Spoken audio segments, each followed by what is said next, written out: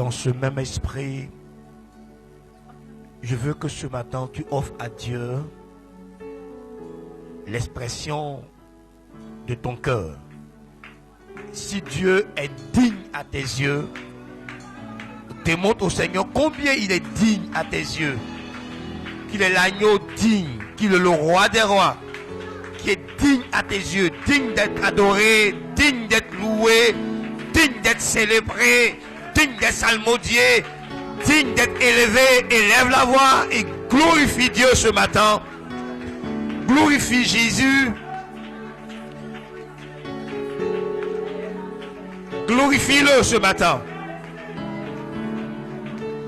Montre au Seigneur qu'il est digne à tes yeux.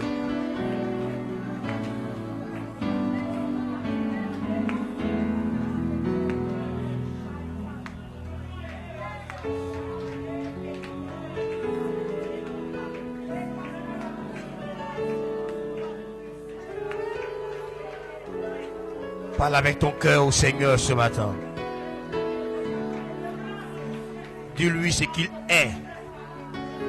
Ce qu'il est pour toi.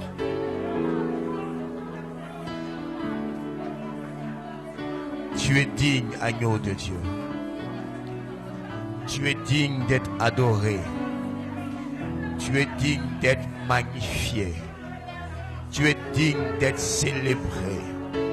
Tu es digne d'être loué. Tu es digne de confiance. Tu es digne de régner. Tu es digne de dominer sur toutes choses. Tu es digne, Jésus-Christ. Tu as le nom le plus glorieux. Tu as le nom le plus majestueux. Tu as le nom le plus grand. Le nom le plus élevé. Le nom le plus puissant. Le nom le plus redoutable. Tu es digne, agneau de Dieu. Tu es digne de ma louange, de mon adoration, de ma magnificence, de ma célébration. Ô majesté, je veux te célébrer ce matin, te louer, t'exalter, te magnifier, car tu en es digne, Seigneur. Je veux élever ton nom, toi le Saint des Saints, toi le Roi des Rois, le Dieu juste, le Dieu lent à la colère, riche en bonté, le Dieu miséricorde, le Dieu compatissant, oui Père, le Dieu de miracles, le Dieu de prodiges, le Dieu qui ferait un chemin là où il n'y a point d'issue, le Dieu qui ouvre les portes fermées, le Dieu qui fait grâce à qui il veut, miséricorde à qui il veut. Je veux t'élever, je veux te louer, je veux te magnifier, je veux t'exalter ce matin, je veux te dire merci du plus profond de mon cœur. Je veux exalter ton nom, je veux élever ton nom, je veux salmodier ton nom. Jésus, mon âme te loue. Jésus, mon âme te magnifie. Jésus, mon âme te célèbre pour ta fidélité. Car tu es fidèle, Seigneur. Et ta fidélité dure à jamais. Ta fidélité s'étend d'éternité en éternité. Tu es fidèle, mon Dieu, mon Père, mon Roi. Tu es fidèle, Seigneur. Tu es plein de bonté. Tu es plein de bonté. Tu es plein de bonté. Tu es miséricordieux. Tu es compatissant. Tu es vivant. Tu es juste. Tu es réel. Tu es concret, Jésus-Christ. Tu es le roi des rois, le Seigneur des seigneurs. L'alpha et l'oméga. Le lion conquérant de la tribu de Juda. L'étoile brillante du matin. Tu es l'alpha et l'oméga, le commencement et la fin. Tu es celui qui détient toutes choses dans le creux de ta main. Tu es la majesté divine. Tu es celui qui est assis sur le trône pour l'éternité. Tu es celui qui a vécu la mort et qui est assis sur le trône pour l'éternité. Tu es celui, mon Dieu, qui transforme les vies, qui sauve les vies, qui guérit les malades, qui fait marcher les paralytiques, qui fait entendre les sourds, qui fait voir les aveugles, qui fait parler les muets, qui purifie les lépreux, qui fait enfanter la stérile, qui fait enfanter le stérile. Je veux te louer, je veux te magnifier, je veux t'exalter, Je veux te célébrer. Je veux bénir ton nom. Je veux élever ton nom plus haut. Oui, mon Dieu.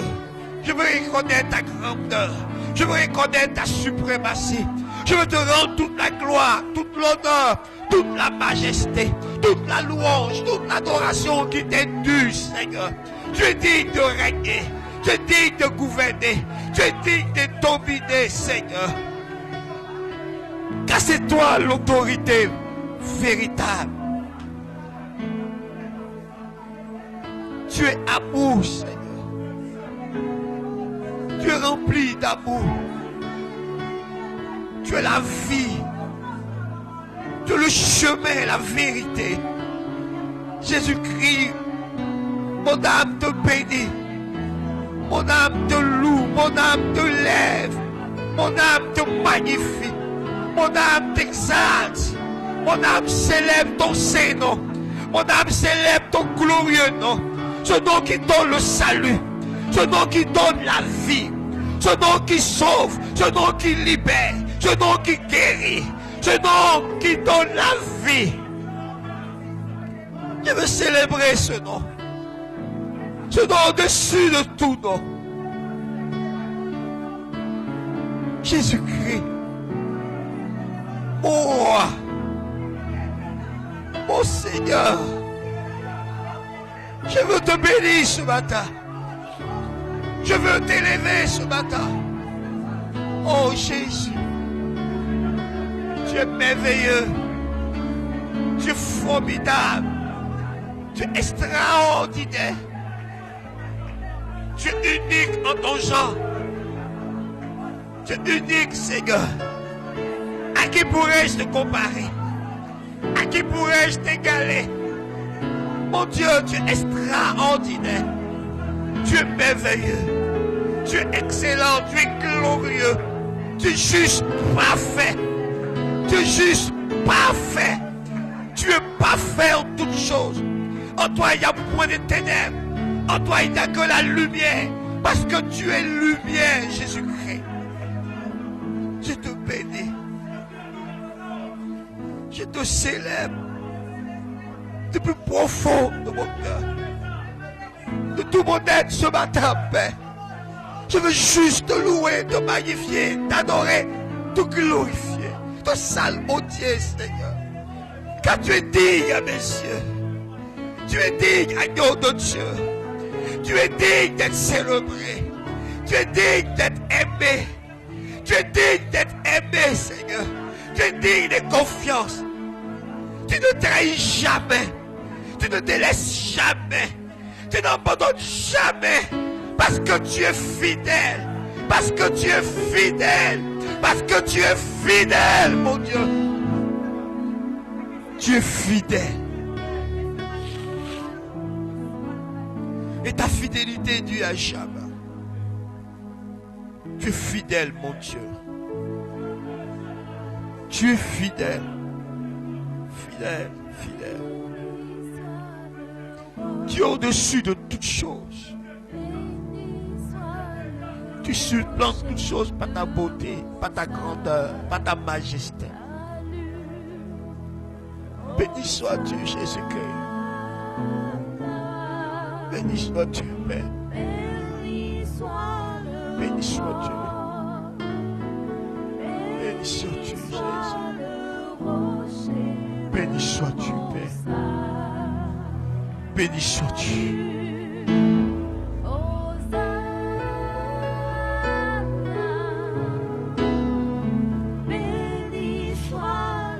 Béni sois-tu.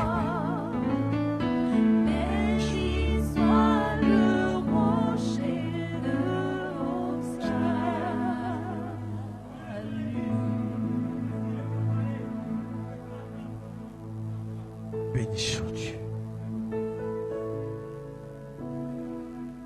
Béni sois-tu. Béni sois-tu. Est-ce qu'on peut acclamer la présence de Dieu ce matin? Acclame la présence de Dieu. Acclame la présence de Dieu parmi nous. Acclame la présence du Seigneur. Acclame sa présence.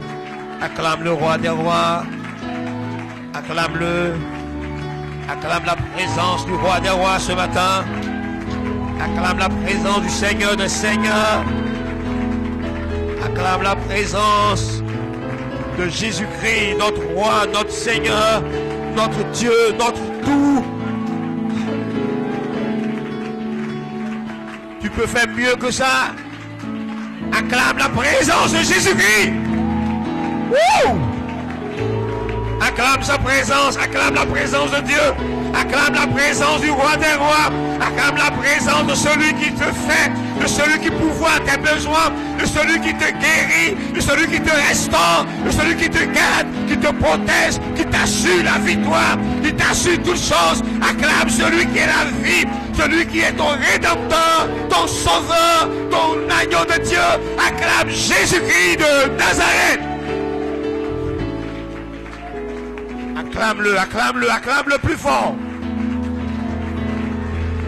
Acclame la présence de ton Dieu. Acclame sa présence. Acclame la majesté divine. Acclame le roi des rois, le Seigneur des seigneurs.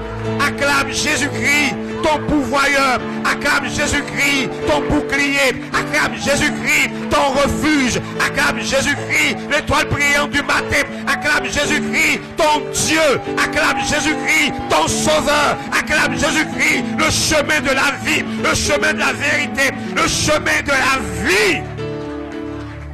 Alléluia. Est-ce que notre Dieu est bon? Est-ce que Jésus est bon pour toi? Est-ce que Jésus est bon pour toi? Est-ce qu'il est merveilleux pour toi? Alléluia! Gloire à Jésus-Christ. Amen.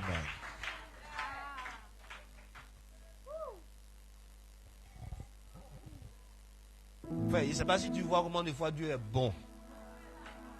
Hein, le Seigneur est bon. Il est bon, notre Dieu. Il est bon, notre Dieu. Il n'a pas son semblable. Il n'a pas son égal. Il est unique. Dis à ton voisin, tu as choisi la bonne part qui ne te sera jamais arrachée. Jésus est la bonne part. Hein, tu vois, frère, la plus belle décision et la meilleure décision que tu as prise dans ta vie, c'est de donner ta vie à Jésus-Christ. C'est là toute la différence. Tu vois, nous sommes soumis aux mêmes épreuves avec ceux qui ne connaissent pas Jésus. Hein. Mais nous, on s'en sort. Tu vois là, nous, on s'en sort toujours. On est toujours triomphant. Parce qu'on a Jésus. Les mêmes démons là nous pourchassent, mais ils n'arrivent pas à nous atteindre. Parce que Jésus est notre bouclier. Écoute-moi. Cette année, tu as évolué. Est-ce que tu es d'accord avec? Est-ce que tu es d'accord que cette année-là, tu as évolué? Tu as progressé. Tu es allé de l'avant. Tu as brisé la stagnation. Tu as brisé le non-accomplissement pour toujours. Et que tu auras du progrès en progrès.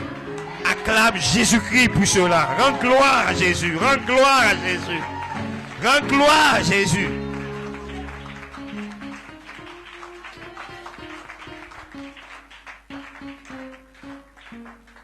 Je prie que Dieu fasse que tu voies comme moi. Hein, frère? Je prie que Dieu fasse que tu voies comme moi, que tu perçoives comme moi je perçois.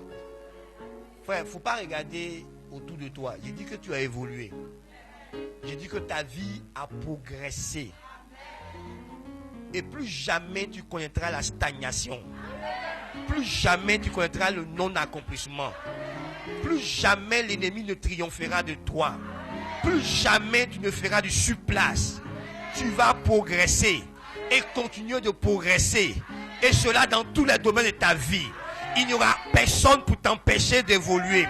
Il n'y aura personne pour t'arrêter. Il n'y aura personne pour t'empêcher d'atteindre tes objectifs.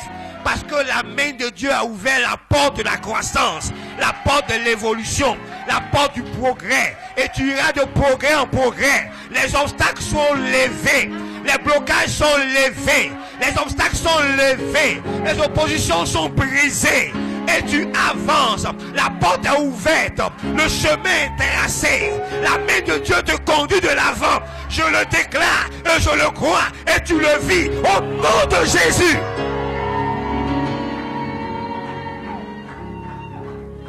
Alléluia. Frère, il faut le réaliser. Tu vois, le simple petit pas que tu as fait toute la différence. Du monde n'est pas resté dans la même condition, puis tu as bougé d'un pas. C'est toute la différence. L'ennemi a perdu. Hein, tes ennemis ont échoué. Ils ne pourront plus jamais te maintenir en arrière. Parce qu'avec Jésus, tu continueras d'avancer. Tu continueras d'aller de l'avant. Jésus te fera aller de gloire en gloire. Parce que tu l'as dans ta vie. C'est fini.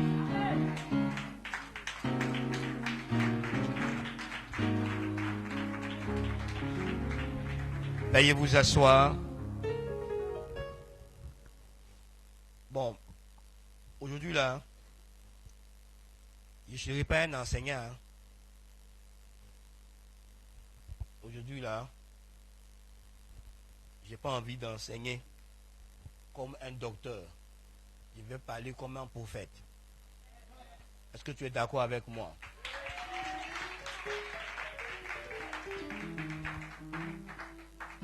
Tu vois, Dieu m'envoie te dire, lève-toi et marche. Lève-toi et marche. C'est le thème que j'ai ce matin. Lève-toi et marche. Lève-toi et va de l'avant. Lève-toi et fais un pas après un pas et avance et évolue, progresse. Lève-toi et sors de ta condition. Lève-toi et sors de la paralysie. Lève-toi et sors de tout ce qui te retenait en retard, en arrière, au nom de Jésus. Alléluia. Vous voyez dans la Bible, dans le livre de Jean, chapitre 5, nous avons une histoire qui nous servira de test de base. Dans Jean, chapitre 5, versets 1 à 16. La Bible dit, et je lis la parole de Dieu, après cela, il eut une fête des Juifs, et Jésus monta à Jérusalem. Or, à Jérusalem, près de la porte des brebis, il y avait une piscine qui s'appelait en hébreu Bethesda, et qui avait 5 portiques. Sous ces portiques étaient couchés un grand nombre des malades, des aveugles, des boiteux, des paralytiques, qui attendaient le mouvement de l'eau. Car un ange descendait de temps en temps dans la piscine, et il agitait l'eau. Et celui qui descendait le premier, après que l'eau avait été agitée, était guéri, quelle que fût sa maladie. Là se trouvait un homme malade depuis 38 ans. Jésus, l'ayant vu coucher, et sachant qu'il était malade depuis longtemps, lui dit, « Veux-tu être guéri ?» Le malade répondit, « Seigneur, je n'ai personne pour me jeter dans la piscine quand l'eau est agitée. Et quand j'y vais, un autre descend avant moi. Lève-toi. » Lui dit Jésus, « Prends ton lit et marche. » Aussitôt cet homme fut guéri, il prit son lit et marcha. C'était un jour de sabbat. Les Juifs disent donc à celui qui avait été guéri, « C'est le sabbat. Il ne t'était pas permis d'emporter ton lit. » Il leur répondit, « Celui qui m'a guéri m'a dit, prends ton lit et marche. » Et ils lui demandèrent, « Quel est l'homme qui t'a dit, prends ton lit et marche ?» Mais celui qui avait été guéri ne savaient pas qui c'était, car Jésus avait disparu de la foule qui était en ce lieu. Depuis, Jésus le trouva dans le temple et lui dit, « Voici, tu as été guéri, ne pêche plus, de peur qu'il ne t'arrive quelque chose de pire. » Cet homme s'en alla et annonça aux Juifs que c'était Jésus qui l'avait guéri. C'est pourquoi les Juifs poursuivaient Jésus, parce qu'il faisait ces choses le jour du sabbat. Amen. Vous vous asseoir.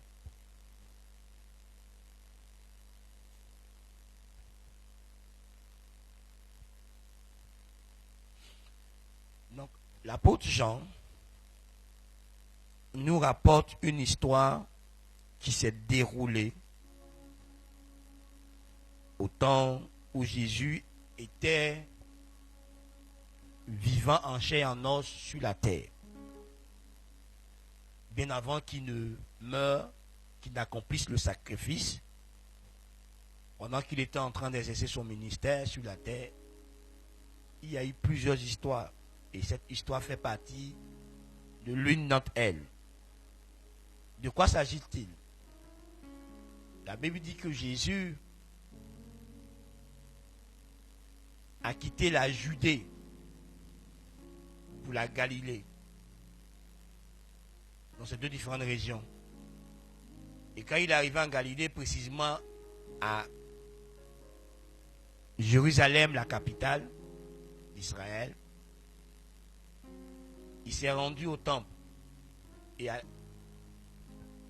la porte des brebis, il y avait une piscine. Et de cette piscine, sous cette piscine, près de cette piscine, il y avait des portiques. Et sous ces portiques-là, il y avait des malades en grand nombre. Toutes sortes de malades. Des aveugles, des boiteux, des sourds, des muets. Toutes sortes de malades étaient là en grand nombre couchés. Et pourquoi ces malades-là étaient là en grand nombre? Ils attendaient le mouvement de l'eau dans la piscine. Parce que de temps en temps, un ange du ciel, un ange de Dieu descendait et agitait l'eau. Et le premier qui entrait dans l'eau après que l'eau soit agitée recevait automatiquement la guérison, quelle que soit sa maladie. Même si c'était une maladie dite incurable, il recevait automatiquement la guérison. Donc toutes ces malades attendaient attentivement, de jour comme de nuit, que l'eau soit agitée. Imagine dans ton esprit comment il faisait. Quand l'eau a agité, imagine comment chaque malade se débattait pour s'y rendre. Le premier pour recevoir la guérison. Tu vois, on dit c'est le premier qui descend qui reçoit la guérison. Donc dès que l'ange passe, le premier qui descend. Oh, la Bible dit qu'ils étaient plusieurs malades. Ils étaient des malades en grand nombre. Et c'était le violent parmi les malades là qui rentrait le premier qui recevait sa guérison. Et voilà qu'un homme qui souffrait d'une maladie quelconque, d'une paralysie, depuis 38 années de sa vie. C'est pas un jour, hein? 38 ans, années de sa vie. Enfin, ça, c'est une partie de la vie, là. Donc, il a passé une bonne partie de sa vie malade. Une bonne partie de sa vie diminuée. Parce qu'il était paralytique.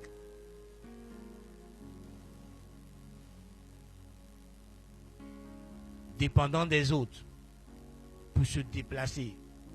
Parce qu'il n'était pas capable d'y arriver seul. Au point où il espérait que quelqu'un ait compassion de lui.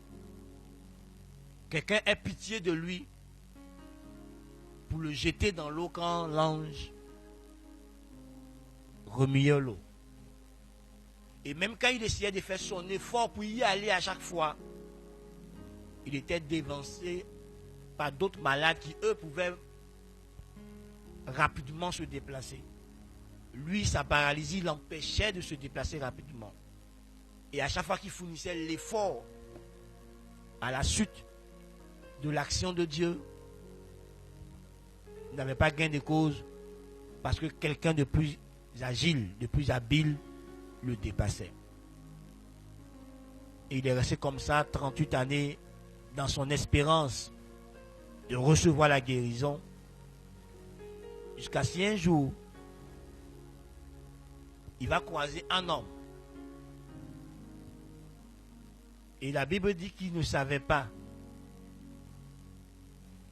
même après avoir reçu la guérison, il ne savait pas qui était cet homme.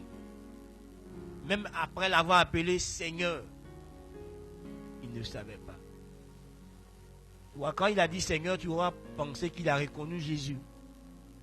Mais pour les Hébreux, quand ils considèrent une personne d'une certaine dignité, ils l'appellent directement Seigneur, Rabbi.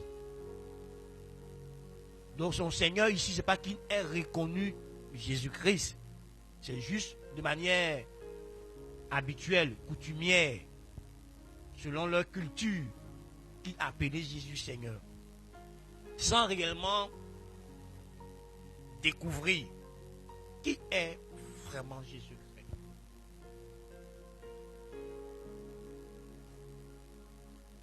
Donc Jésus lui dit, prends ton lit et marche. Et aussitôt la Bible dit qu'il est guéri. Et quand il veut le faire, les religieux là lui disent que il ne lui est pas permis de faire ça.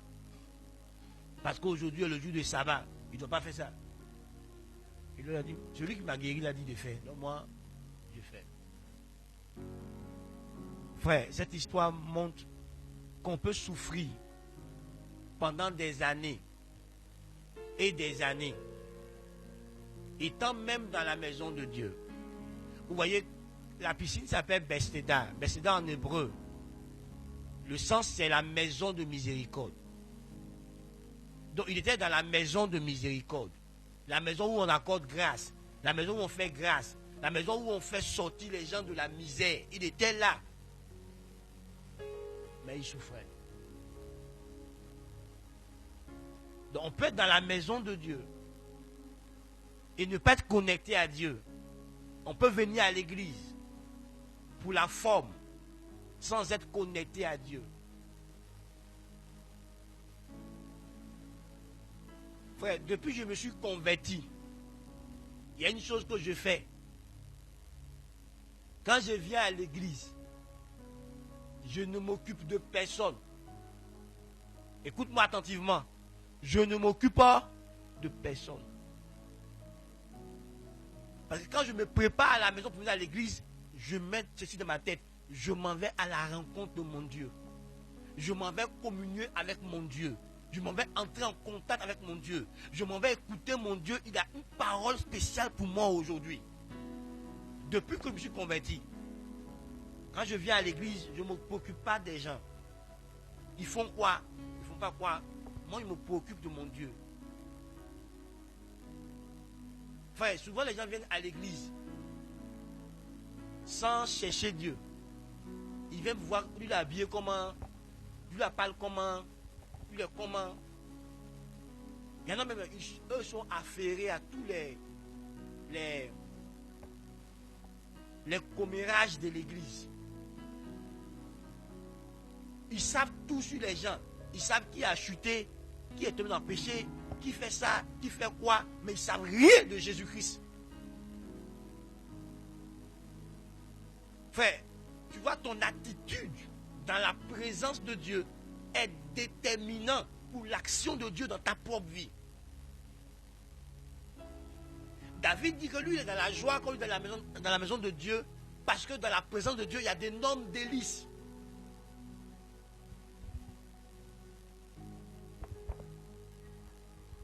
La régie, augmentez mon micro. Je suis un peu enlevé. Alléluia. Est-ce qu'on se comprend ce matin? Tu es venu chercher Dieu ou tu es venu chercher quelqu'un qui va t'aider? Ah, on ne m'assiste pas. On ne m'aide pas. Tel frère en Christ ne rit pas avec moi. Tel soir en Christ ne me cause pas.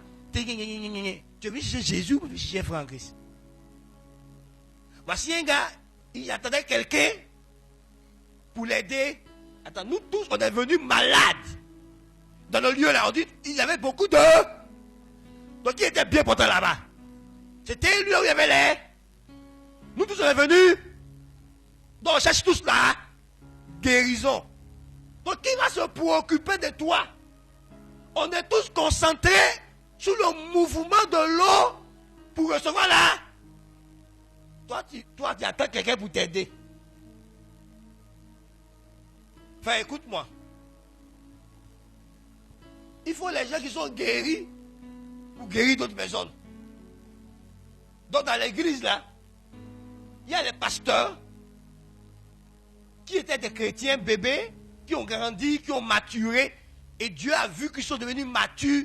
Dieu leur a confié la responsabilité de prendre soin de l'église. Et les pasteurs ont formé des gens, et puis ils ont mis en position de leader, de responsable. Donc l'équipe pastorale, le pasteur, les assistants pasteurs, les leaders de l'église, on suppose qu'eux, ils sont à un certain niveau de maturité. Alors Dieu leur confie les autres qui sont malades. Mais dans l'endroit où on était là-bas, là, à Bethesda, là, il n'y avait pas un leader là-bas. Eux tous étaient des malades. Écoutez-moi bien, hein? Eux tous étaient des malades. Et donc chacun cherchait sa guérison. Comment faire pour m'en sortir? Frère, est-ce que quand on souffre, on a l'oreille? Hein? Quand on souffre, on a l'oreille pour entendre quelqu'un. Quand tu souffles là, ta pensée, ton tout, ton toi, c'est comment il va faire pour sortir de ma souffrance? Est-ce que tu t'occupes de quelqu'un?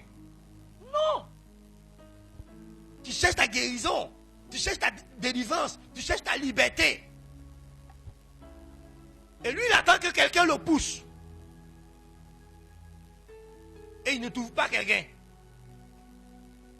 Mais quand il essaie de faire un peu d'effort, quelqu'un le dévance. Il se dit, Olibo, il va me mettre au bord de la piscine là. Dès que ça bouge net, je tombe là. Aïe, c'est au bord là, mais il me met. Mais c'est une fois, 2 fois, 3 fois, crime m'a dévancé.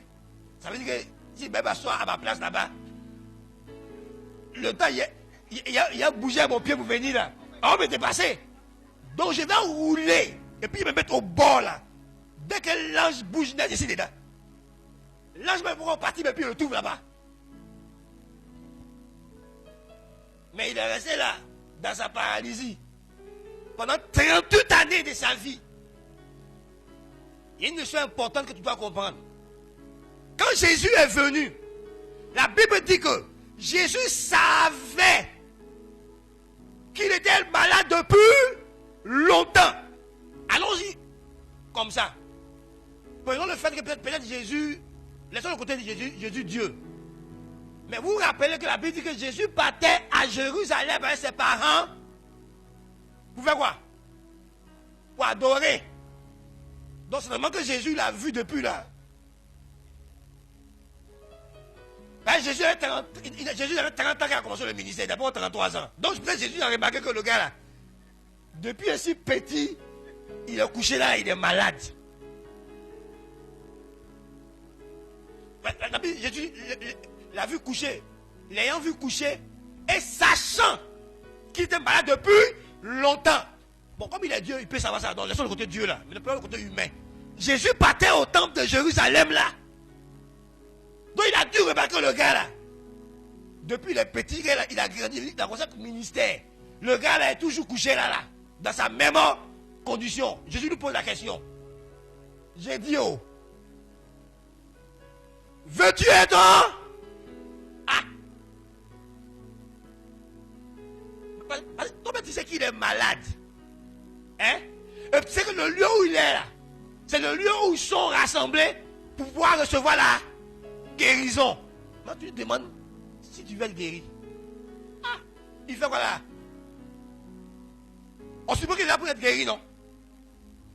On suppose. Frère.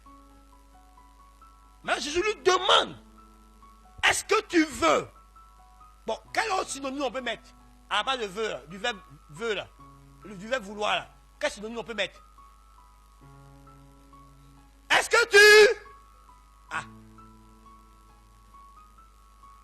Est-ce que tu souhaites? Est-ce que tu désires la guérison? Enfin, Jésus lui demande ça. Frère, ça m'a fait réfléchir. On dit que Dieu fait grâce. Maintenant, pourquoi être bon au gars là s'il désire?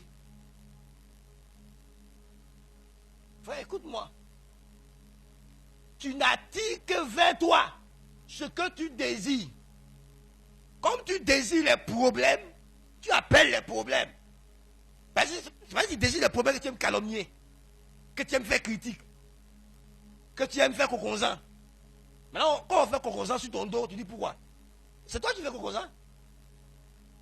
C'est que tu sèmes là. C'est ce que tu vois. Frère, écoute-moi. Est-ce que tu désires sortir de la pauvreté?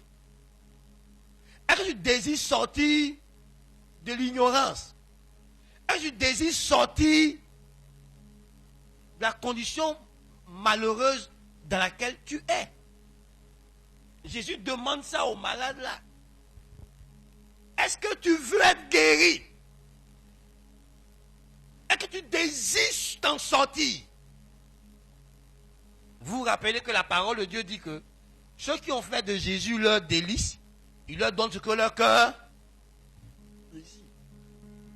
Et la même parole de Dieu nous met en garde contre les mauvais désirs qu'on appelle la convoitise.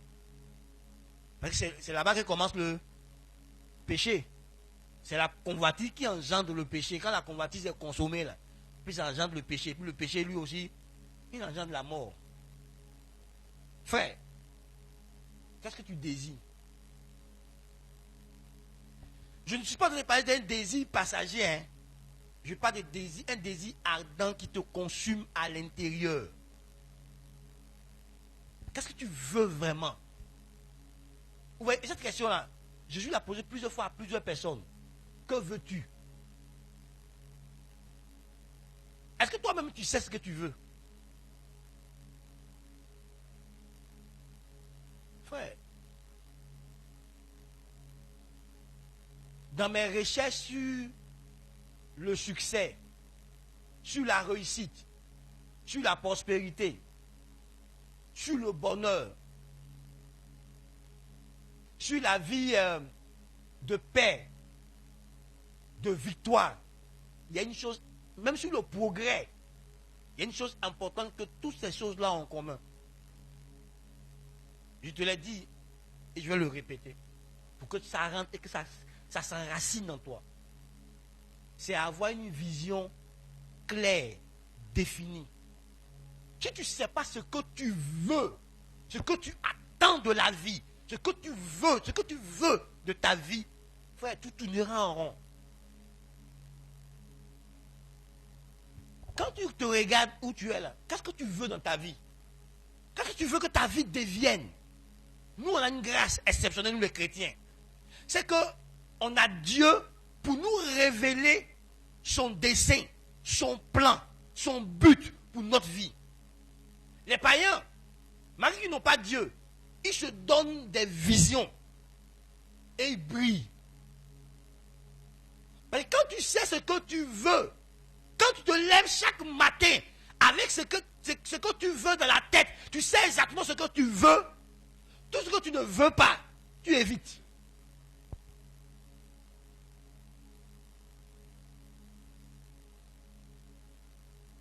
Jésus même dit que son peuple périt quand il n'y a pas de vision. Son peuple est sans frein, sans révélation. Tous ceux à qui Dieu s'est révélé dans la Bible, il lui a donné un but divin à poursuivre. Ces gens comme Abraham, comme Moïse, comme Noé, comme Jérémie, Élie, Élisée, Paul, etc. Ils ont tous eu un but à poursuivre. Quand Dieu s'est révélé à eux, il leur a donné un but, une vision de vie. Donc leur but était clair dans leur esprit et bien défini. Enfin, on ne vit pas en comptant sur le hasard. Le hasard même n'existe pas en réalité, selon la Bible. Donc toi qui as confié ta vie au hasard, ça ne marchera pas. Tu as compris? Toi qui as confié ta vie au hasard, le hasard va faire. Abi, le hasard ne fera rien. Parce que le hasard n'existe pas.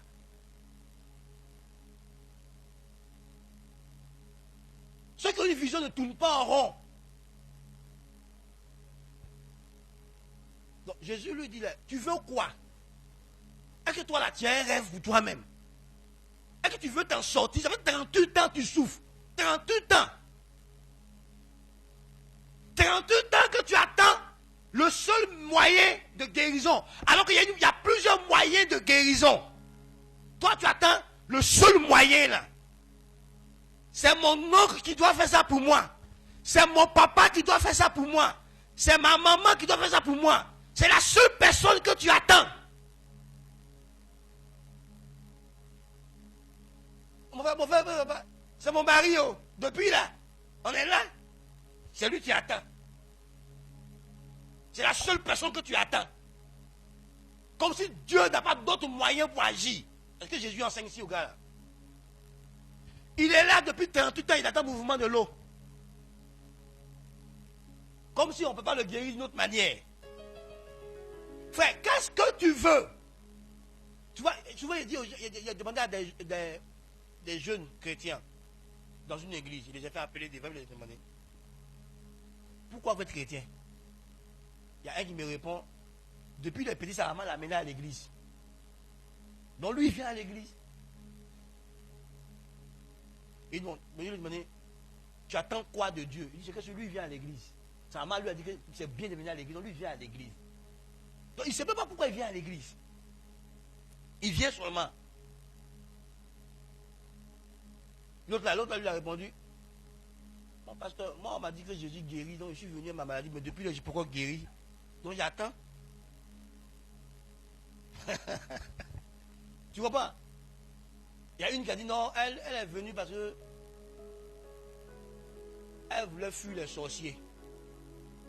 Donc elle est venue à l'église pour que les sorciers n'aient pas accès à sa vie. Pour que Jésus la protège. Là, il lui a posé la question. Voulez-vous aller au ciel? Voulez-vous aller au ciel? Il dit si Dieu veut. Ils ont répondu à toi, hein. Si Dieu. Il dit, il va s'asseoir. Et puis il dit à le pasteur, est-ce que tu comprends? Il dit, papa, il travaille. Il dit, ah d'accord. Il travaille. Mais il ne sait pas pourquoi il est à l'église là. Frère, souvent il dit aux gens, tu es venu à l'église, tu ne sais même pas ce que tu veux que Dieu fasse pour toi, tu ne sais pas. Il y en a qui te demandent, je vais prier pour toi, quel est ton sujet? Il dit, parce qu'il faut prier seulement. Mais il ne sait pas ce qu'il veut. Donc il faut prier. Il me dit, parce que ce que Dieu a mis dans ton cœur là, il faut faire. Frère, je te pose la question ce matin là, est-ce que tu sais ce que tu veux? C'est ça. Moi, je peux te citer ce que veut être Dieu, tout de suite. Est-ce que toi, tu peux citer ce que tu veux être Dieu? Alors, si on te demande, on te dit, lève-toi, je te dis, qu'est-ce que tu veux? Tu as dit quoi? Hâte-nous. Qu'est-ce que tu veux?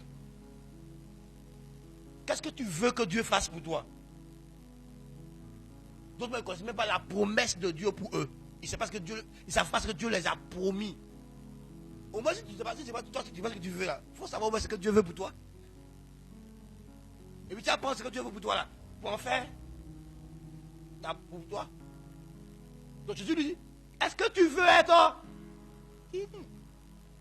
Donc la question, je trouve que, il est dans un lieu où on cherche la guérison. S'il est là, c'est qu'il veut la guérison. Mais pourquoi on lui demande ça? Toi, il y en a qui disent non, eux donnent leur vie à Jésus, ils veulent marcher à Jésus. Tu comprends ce que tu dis là? Ils disent qu'ils veulent marcher avec Mais en même temps qu'ils veulent marcher à Jésus, là, ils ont attrapé leur ancienne vie, là. Comment ils veulent marcher à Jésus? Ils ne veulent pas laisser leur ancienne vie. Hein? Je vais vous rester tout de suite, là. Est-ce que tu veux la vie que Jésus t'offre, là? Tu vas me répondre oui. Mais moi, je te réponds non. Pourquoi? Parce que quand tu veux la vie que Jésus offre, il y a une manière de marcher pour l'avoir. Tu vois, c'est comme un homme dit, je veux cette femme-là. Mais il fera tout ce qu'il faut pour ouvrir le cœur de la femme-là pour qu'elle vienne. La majeure partie des femmes, quand elles elles disent non. Même quand elles font de toi, elles disent non. Donc si tu restes sur le premier non, hein, eh bien bon, il faut forcer. Casse les barrières. Casse les barrières, tu vas avoir son cœur. Donc, parce que son nom n'est pas vrai non. Sauf si elle est mariée. Hein. Sinon, même les femmes même mariées, mais leur nom n'est pas vrai non. Ah oui. Donc tu comprends. Donc qu'est-ce que tu veux? Et quand tu veux cette femme-là, et quand tu dis, moi là, tu dis, machin, moi, je veux pas ça, je veux pas ça, je veux pas ça, tu fais quoi? Est-ce que tu la veux? Mais quand tu la veux pas là, tu t'en fous de ce qu'elle dit là. Donc quand tu la veux, ce qu'elle dit là, pour qu'elle soit avec toi, tu respectes. Parce que tu la veux. Donc toi tu dis que tu veux la vie de Jésus, tu veux la vie de gloire, la vie de victoire permanente, la vie de succès. Mais tu n'es pas prêt à renoncer à toi. Là, on retourne à dimanche passé. Toi, tu veux le progrès, mais tu ne veux pas renoncer à toi. Tu veux la vie de Jésus, mais tu ne veux pas renoncer à toi. Tu ne veux pas porter ta croix. Mais comment tu auras la vie de Jésus? Comment tu auras l'authenticité de la vie de Jésus? Parce que Jésus dit que quiconque vient à lui, si tu viens à lui, renonce. Donc c'est la condition. Tu ne peux pas venir à lui et garder l'ancienne vie. Donc si tu te lèves pour venir vers Jésus, tu dois renoncer. Bon, toi tu dis que tu as tourné dos à l'ancienne vie pour la nouvelle vie. Mais une de toi tu retournes là-bas. Tu fais comme les Hébreux là, dans le désert. Moïse en Égypte on mangeait carottes. Moïse en Égypte on mangeait concombre. Tous les jours tu nous donnes manne ici. Mais pourtant ils ne sont pas tombés malades. Hein? Frère, est-ce que tu me comprends ce matin? Est-ce que tu veux? Pourquoi Jésus lui dit ça? Parce que ce qui va suivre là, ça dépend de ce qui est dans ton cœur. Le désir ardent qui est dans ton cœur. Tous ceux qui ont été fatigués de la pauvreté, de la misère, de l'échec, et qui voulaient réussir, qui voulaient le succès, qui voulaient s'en sortir, qui voulaient la guérison, ils ont fait ce que Jésus a dit au gars là. Lève-toi et marche. Tu comprends, frère? C'est lié. Il s'est levé. Ce qu'il disait qu'il ne pouvait pas faire là. Il a fait quoi? Non, il pouvait se lever. Hein. Mais il fallait que Jésus lui montre. Est-ce que tu veux vraiment la guérison? Et quand il a désiré ardemment la guérison, il a eu. C'est pour ça que la Bible nous met en garde contre le mauvais désir. Que si tu regardes une femme, que tu la désires dans ton cœur, tu as déjà commis quoi? Et tout ce qu'on désire ardemment, on finit par le posséder. Mais quand tu désires ardemment une chose, les moyens pour obtenir la chose viennent dans ton esprit. Quand tu désires ardemment la guérison, comme la femme qui a perdu 12 ans, elle allait de médecin en médecin parce qu'elle voulait être guérie. Elle a fini par trouver le moyen pour être guérie. Elle a eu la foi. C'est parce qu'elle est à la recherche de la guérison qu'elle a entendu parler de Jésus. Quand tu désires une chose, tu veux vraiment une chose, quand tu as un désir sain, ce désir-là va te porter. Pourquoi Jésus lui demande, veux-tu être guéri? Tu ne peux pas te lever et agir s'il n'y a pas un désir à l'intérieur brûlant qui te pousse. C'est pour ça que la vision te pousse.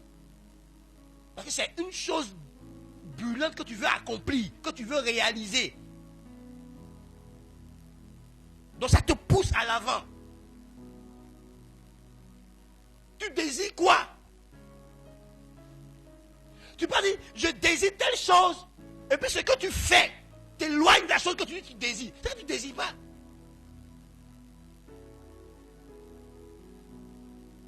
Il faut désirer. Il faut savoir exactement ce que tu veux. C'est là que tu vas te fixer des objectifs et les plans d'action pour atteindre la chose. Tu ne sais même pas ce que tu veux. Frère, tu dis que tu veux la vie de Jésus. Tu es sûr que tu veux la vie de Jésus. Pourquoi tu ne te consacres pas? Pourquoi tu ne payes pas le prix de la consécration? Quand tu veux une chose, tu es prêt à payer le prix pour obtenir la chose. Frère, quand tu vas dans un magasin et qu'on te présente plusieurs écrans télé, et que toi, l'écran télé que tu veux, c'est 45 pouces, non, 48 pouces, 52 pouces, 65 pouces, 85 pouces, ou même 20 pouces si tu veux. Et elle est la marque. Quand on te présente une autre marque, tu fais quoi? Hein? Tu refuses, non? Ben c'est ce que tu veux. Et tu es prêt à mettre le prix pour l'avoir. Là, il a soulevé l'île. Il n'a plus attendu que Ange n'a qu'à venir au mieux loin. Il a soulevé l'île là. Non, Jésus c'est un vrai pédagogue. Il a soulevé l'île là. Enfin, écoute-moi. Ce que tu ne désires pas ne viendra pas à toi. Vous voyez, tous les pasteurs qui ont désiré avoir des méga church pendant des années, ils ont fini par avoir ces méga church. Parce qu'ils l'ont désiré. Et donc Dieu leur a donné la révélation pour y aller. Ceux qui ont désiré que Dieu les utilise puissamment en opérant des prodiges, en opérant des guérisons extraordinaires, Dieu les emploie dedans. Ceux qui ont désiré avoir la capacité de sonder les Écritures dans la profondeur, d'enseigner avec clarté, ont fini par obtenir ce qu'ils désiraient.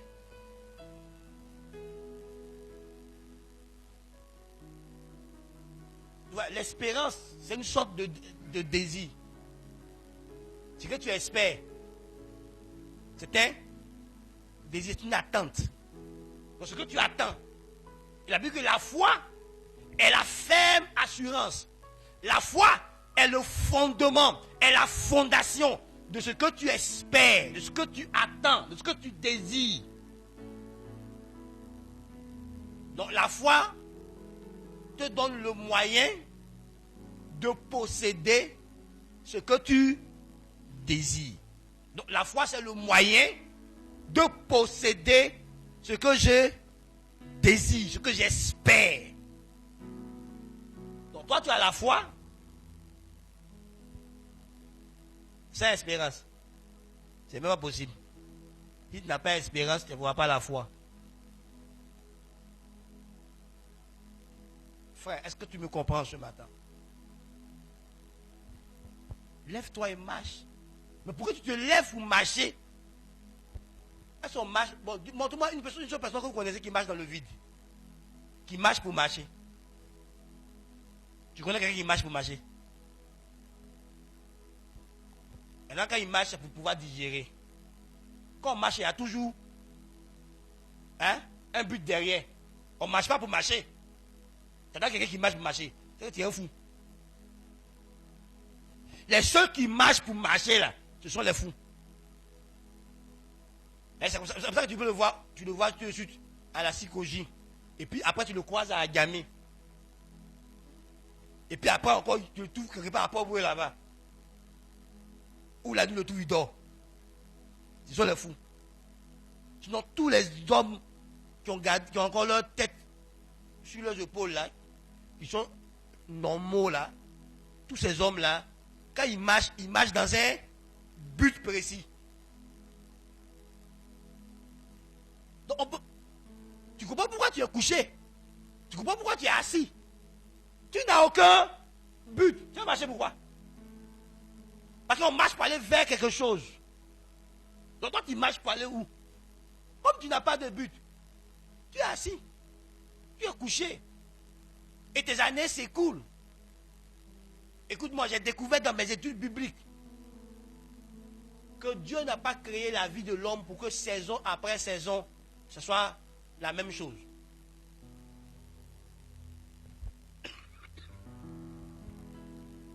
Si ta vie, depuis des années, depuis des mois, rien ne change dans ta vie, ça veut dire que tu es assis ou tu es couché. Je répète, si rien ne bouge dans ta vie, c'est que tu es assis, tu es couché, tu ne fais rien. Sinon, si tu t'es levé et que tu es passé à l'action, forcé, l'action produit un changement. Si tu es fatigué d'avoir 200 francs, 500 francs, 1000 francs, tu feras ce qu'il faut pour que 5 000, 10 000, 15 000, 20 000, 30 000 commencent à venir de ta poche. Écoute-moi bien. Je jeûnais, je priais, mais sur le plan financier, j'étais inactif. Je ne recevais rien. Quand j'ai commencé à être actif sur le plan financier, par ma fidélité d'abord dans mes dîmes, dans mes offrandes, et en faisant ce qu'il faut, c'est-à-dire en travaillant, j'ai vu Dieu me donner des moyens. J'ai vu Dieu envoyer des ressources vers moi. C'est dans mes recherches que j'ai découvert que j'ai compris que quand Dieu dit, on dit honore Dieu, et puis à la fin on te dit, tes greniers seront remplis. Mais pourquoi tu es grenier? Ça veut dire que tu as champ. Parce que c'est la récolte qu'on met dans le grenier. Donc pourquoi Dieu n'a pas dit, dès que tu me donnes, je te donne. Et puis on dirait, lui, Dieu là, c'est dans tes greniers qu'il va déverser ça. C'est dans ton activité, dans ton champ. Donc si tu donnes à Dieu, que tu ne fais rien du tout, mon ami, tu vas voir. Ça sera assis au ciel là-bas, ça t'attend. Et je pense qu'on va parler de ça, non? Sans travail, pas de progrès. On dit celui qui cultive son champ sera rassasié de pain. La Bible dit que si tu vois un homme qui est habile dans son ouvrage, il se tient auprès des grands. Quand quelqu'un est excellent dans son travail, ce sont les grands qui viennent vers lui. Non, ne travaillez pas. Bon, si tu ne sais pas t'intéresser, c'est la femme, c'est quelle femme ministre, ou même la femme de quel ministre qui a mis ta tête sous. Elle cherche tous des vraies tresseuses là, de renom. Donc quand tu deviens une tresseuse de renom, tu vois que les femmes de ministres, les femmes de députés, les femmes de la haute société viendront vers toi pour se faire coiffer. Parce qu'elles vont entendre parler de ta renommée. Aha. Donc toi qui n'es pas habile dans ton travail, qui ne cherche pas à devenir expert, qui ne cherche pas à donner le meilleur de ton travail, frère, tu n'auras rien. La Bible dit que le don le plus précieux d'un homme, c'est son travail. C'est écrit dans la Bible, dans Proverbe. Frère, écoute-moi.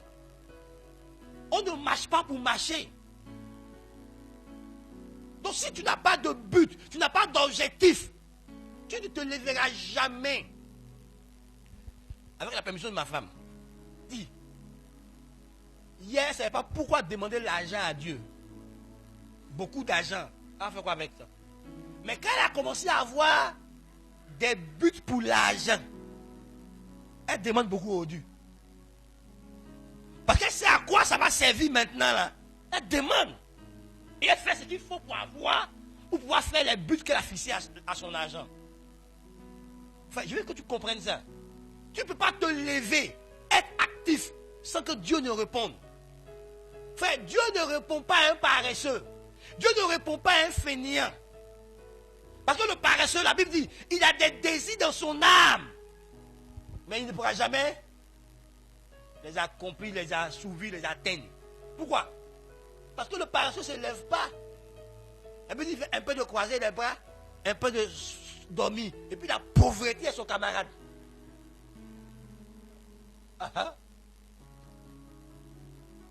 Bon, il dit camarade, sinon la Bible dit que la pauvreté le surprend comme un homme en âme. Donc la pauvreté devient son ennemi. La pauvreté le combat. La pauvreté le maltraite. qu'il ne veut pas se lever pour marcher, se lever pour être actif. Frère, on est trop passif. On n'est pas proactif. On n'est pas des hommes d'action. Et je dis que je regrette que c'est né dans la francophonie. Je regrette que c'est né dans la francophonie. Parce que les francophones, ce sont les bons discoureurs. Ils parlent quoi? Mais ils font peu d'action. Depuis que j'ai frotté un peu l'anglophone là, ma tête là est gâtée.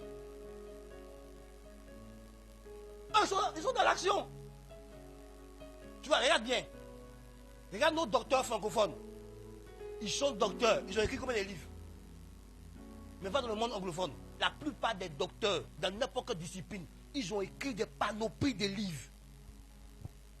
Et chaque année, il faut sortir des livres où ça élève le niveau de leur connaissance. Il y a plein de livres qu'on dit version révisée, version révisée, version révisée. Pourquoi? Parce que le gars là, il a travaillé pour approfondir sa connaissance. Nos docteurs, ils sont docteurs dans Touge. Dans les grandes cérémonies, monsieur le docteur, puis il est là. Il n'apporte rien à la société pour qu'on avance. On est friand des titres. Mais nos titres ne produisent rien. Parce qu'on est paresseux. Enfin, regarde, j'ai découvert que dans certains pays anglophones, leur pause déjeuner là, c'est 15 minutes. Nos pauses déjeuner là, c'est 2 heures.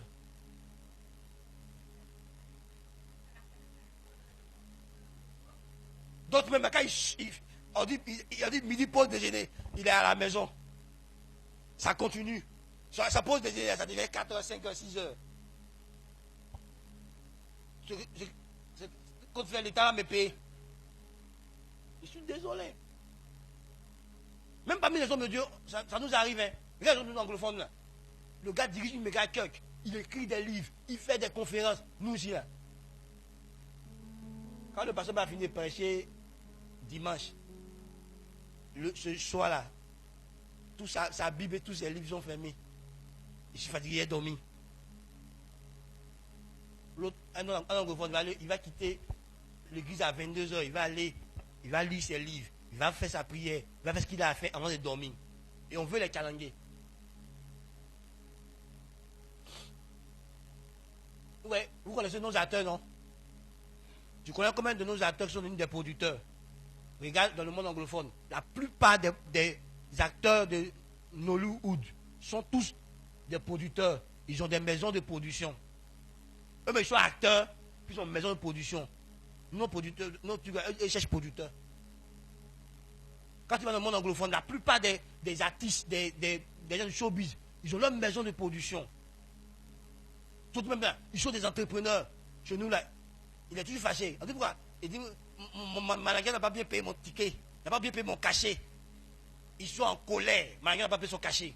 Mon producteur, il me néglige. Entends les autres là, il a producteur. Lui-même, il est producteur. Ou même, il a ses autres business. On n'est pas paresseux. Tout ça. On est paresseux. C'est hier que Nollywood est né. Regarde comment sa concurrence déjà Hollywood. Ils font un film américain. Babywood existe. Depuis, on n'a pas encore fait un film quelque part là-bas. Parce qu'on n'est pas en train de travailler. On ne se lève pas. On parle. Mais il n'y a pas de changement si on ne se lève pas. Les Ivoiriens bavardent dans leur salon, bavardent dans Baki, bavardent partout. Et on subit. Pas de changement. Parce qu'on ne se lève pas. Le changement viendra si on se lève. Il n'y aura pas de changement si on ne se lève pas. Tu connais combien d'Ivoiriens qui sont en train de révolutionner l'industrie en Côte d'Ivoire? On attend le gouvernement.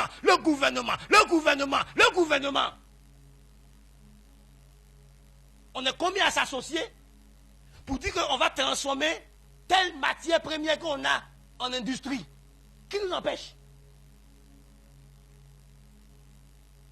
Si tu décides, plusieurs jeunes, plusieurs hommes se mettent ensemble pour commencer à travailler, le gouvernement sera obligé de prendre des mesures politiques pour nous accompagner. Parce que la pression sociale va faire qu'ils vont prendre des mesures politiques pour nous accompagner. Moi, j'ai étudié les États-Unis, je continue d'étudier. C'est un pays. C'est la pression sociale qui a produit des changements. C'est là que les politiques ont pris des décisions. C'est la pression sociale. Quand le peuple a dit on veut un changement dans tel domaine, il y a eu changement. Tu vois, Ivoirien, on augmente nos factures, on est d'accord. On augmente nos loyers, on est d'accord. Le panier de la ménagère augmente, on est d'accord. Ça augmente. Tu as dû diminuer où? Avant, ton mari te donne combien pour aller au marché? Et puis tu étais contente. Quand tu donnes 5 000 francs aujourd'hui, là, quand tu donnes 5 000 francs aujourd'hui, tu es contente. Il n'y a rien dans 5 000 là. Quand tu viens ton panier, le panier même, tu peux attraper le panier même à un main, à un doigt même. Il n'y a rien dedans. Oh, avant, si ta femme rentrait au marché à 5 000, vous allez bien manger. Aujourd'hui là, même 10 000 même, c'est douteux. Tout est cher sur le marché. Mais là, il paraît qu'il n'y a plus piment 25. Il n'y a même plus 50 francs. C'est 100 francs. Hein? 100 francs. Donc, vous voyez. Vous voyez? Mais est-ce qu'on fait quoi? On est assis. Or, si on se lève et qu'on travaille, notre pression va agir. Les politiques vont nous suivre. Si nous on se lève et qu'on commence à créer des industries, ils seront obligés de faire une politique qui nous suit. Mais on s'en fout. Frère, tu n'as pas là comme moi. Quand tu vas à l'hôpital, c'est la grâce de Dieu qui te fait revenir à la maison. Mais quand tu vas dans d'autres pays, j'ai causé avec une soeur en France. Quand tu vas à l'hôpital, le médecin ne te donne aucun comprimé, aucune piqûre, tant qu'il n'a pas fini de faire tes examens. Même si tu veux, souffle, crie, eux font leur examen. Et puis leur examen là, c'est pas qu'on fait l'examen, on lui dit, va, tu as une demain pour un résultat. On fait, puis on te donne le résultat. Tu peux le médecin, il lit le résultat, et c'est en fonction de ça maintenant qu'il fait ton traitement. Son diagnostic et ton traitement. Et nous aussi là, tu viens, quand tu donnes ton même thermomètre ici, que tu fais 42 degrés, on dit perfusion. On ne cherche pas à savoir si tu es allergique, tu as quoi, on te perfuse. Et puis perfusion va mettre ta compagne dans la tombe. On ne sait pas si tu es diabétique, si tu es quoi, on te met sur perfusion. Et puis ça augmente ton problème. Et puis ça t'accompagne. Vrai. Elle me disait, tu ne peux pas entrer dans leur pharmacie et puis payer n'importe quel médicament sans ordonnance. Nous, on va dire qu'on veut ça. On dit ça, c'est sur ordonnance. Tu mets 5 000. Ordonnance, 5 000, il y a des ordonnances. Et tout le monde se cherche pour avoir l'argent. Frère, qui va changer le pays là? C'est qui? C'est nous si on se lève. Mais tu vois, pourquoi tu changes le pays? Commence par changer ta propre vie d'abord. Avant d'aller changer le pays là, commence par mettre ta propre vie. Lève-toi pour toi-même. Lève-toi et pose des actions concrètes. Lève-toi et agis. Donc, il a dit, lève-toi et marche. Comme tu ne pouvais pas marcher, l'action qu'il faut là, c'est marcher. On dit, lève-toi, puis marche. Il a s'est levé. Toi, tu es assis là. Tu comptes tous tes oncles. Tu appelles tonton Achille et qu'il me donne 20 000 francs. Tu appelles tonton Vivien et qu'il me donne 15 000 francs. Tu appelles tonton Aubin et qu'il me donne 14 000 francs. Tu appelles tantitan. Donc tu es en train de faire ton programme de fête dans la poche de tes camarades. Dans la poche de tes camarades, hein, tu fais programme de fête. D'autres maisons culottées même. Il veut sortir sa copine. Puis c'est dans la poche de ses soeurs et ses frères qui fait le programme de sa sortie et sa copine. Et puis Blaise vient vous voir. Et puis vous ment. Et puis vous donnez l'argent. Et puis ça en fait des bêtises. Pourquoi? Parce qu'il ne veut pas se lever.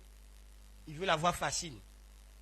Frère, si tu ne te lèves pas pour mener l'action qu'il faut, tu ne sortiras pas de ta situation. Pour lui, c'est marcher. Pour toi, ce n'est pas marcher. Il faut découvrir l'action qu'il faut pour sortir de ta situation qui perdure. L'action qu'il faut. Pour chaque situation, il y a une action bien déterminée. Frère, si tu veux des millions, il y a des actions qu'il faut qui vont faire venir des millions dans ta poche. Toi, tu veux un million. Mais c'est toi qui, quand tu réfléchis à investissement, je vais prendre 50 000, je vais payer farine, je vais faire une bonne photo. Le temps de bonne photo de 2 millions, 10 ans arrivé. Quand tu veux des milliards, c'est que tu es prêt à investir des milliards. Quand tu veux des millions, tu es prêt à investir des millions. Tu n'investis pas millions, mais tu veux millions. Ça ne marche pas. Tu veux l'onction, mais tu ne jeûnes pas, tu ne pries pas, tu ne te gardes pas pur. Comment tu veux que l'onction soit là? Donc lève-toi, marche, lève-toi, fais l'action qu'il faut et tu sortiras de ta situation. Est-ce que Jésus lui a dit? Et quand il a fait l'action qu'il faut, il est sorti de là, il a marché, il s'est levé. Frère, Jésus lui a dit, prends tes responsabilités. Lève-toi. Écoute-moi, je vais te donner un enseignement que Dieu m'a donné. Dieu m'a dit ceci. Personne ne te mettra en priorité. Personne ne te mettra en priorité. Même ta femme, elle ne te mettra pas en priorité. Même tes enfants, ils ne te mettront pas en priorité. Donc tu vois, frère, ici assis là, dans la chambre, Bible ouverte. Et puis ici là, il dit Dieu, tu dis quoi? Il dit personne ne te mettra en priorité dans sa vie. Parce que j'ai dit, tu aimeras ton prochain comme toi-même. Donc tout le monde s'aime d'abord avant de t'aimer toi. Tout le monde se préfère d'abord avant de te préférer toi. Donc ta femme va se préférer elle d'abord avant de te préférer toi. Tes enfants vont se préférer eux d'abord avant de te préférer toi. Parce que s'ils ne s'aiment pas eux-mêmes, ils ne pourront pas t'aimer. S'ils ne sont pas heureux eux-mêmes, ils ne pourront pas te rendre heureux. S'ils sont blessés, ils vont te blesser. S'ils sont frustrés, ils vont te frustrer. Donc s'ils sont heureux, s'ils sont en bonne santé, c'est ce qu'ils vont te donner. On ne donne que ce qu'on a. Donc si ta femme n'est pas heureuse, elle ne te rendra jamais heureuse. Si ton mari n'est pas heureux, il ne te rendra jamais heureux. Donc vous voyez, les femmes se fatiguent, elles disent non, dans le cas de mon mari, là, je veux être la priorité. Tu ne seras jamais la priorité. D'abord, sa relation avec Dieu passe en premier. C'est Dieu qui met en premier. Après Dieu, c'est lui-même qui met en premier. Ce n'est pas toi. Parce que s'il n'est pas bien portant lui-même, il va te maltraiter, il va te faire du mal. Nous, on dit, dans notre jargon là-bas, quand tu vois quelqu'un blesser les gens, c'est parce que lui-même, il est malade, il est blessé. Sinon, quelqu'un qui n'est pas blessé, qui est psychologiquement en bonne santé, spirituellement en bonne santé, mentalement en bonne santé, ne fait pas du mal autour de lui.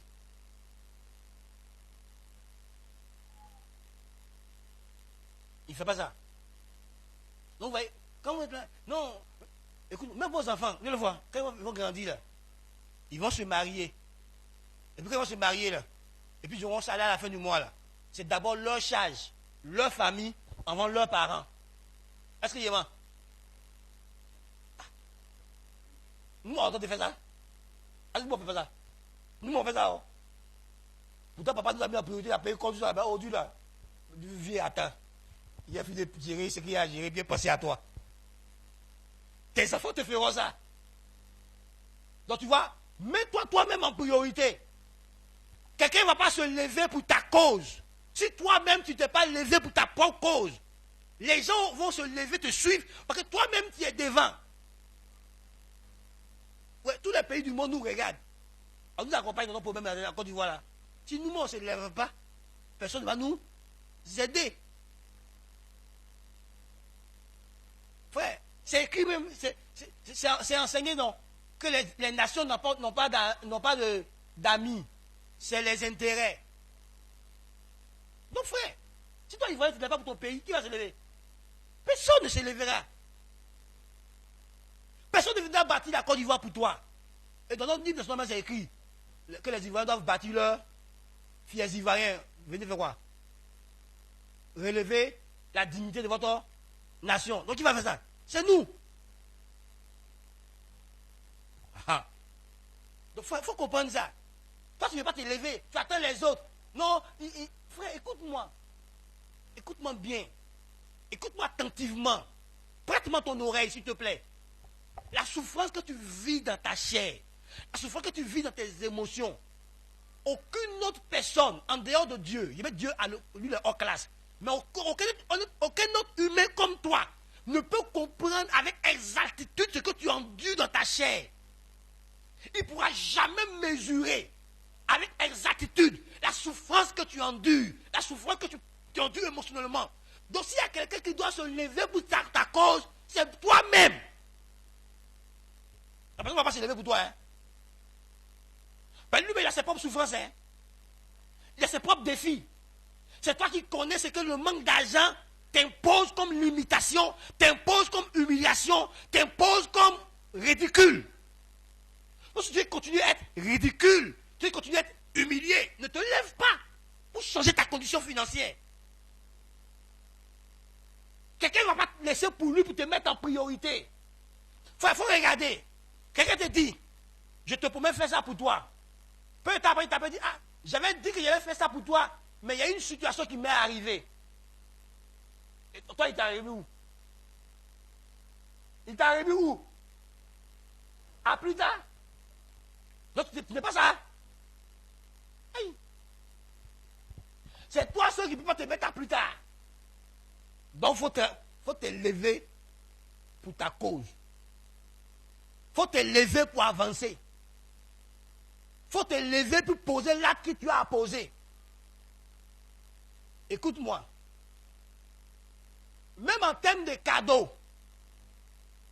si le gars t'offre quelque chose, ce qu'il va s'offrir à lui-même, ça ne sera pas pareil. C'est priorité.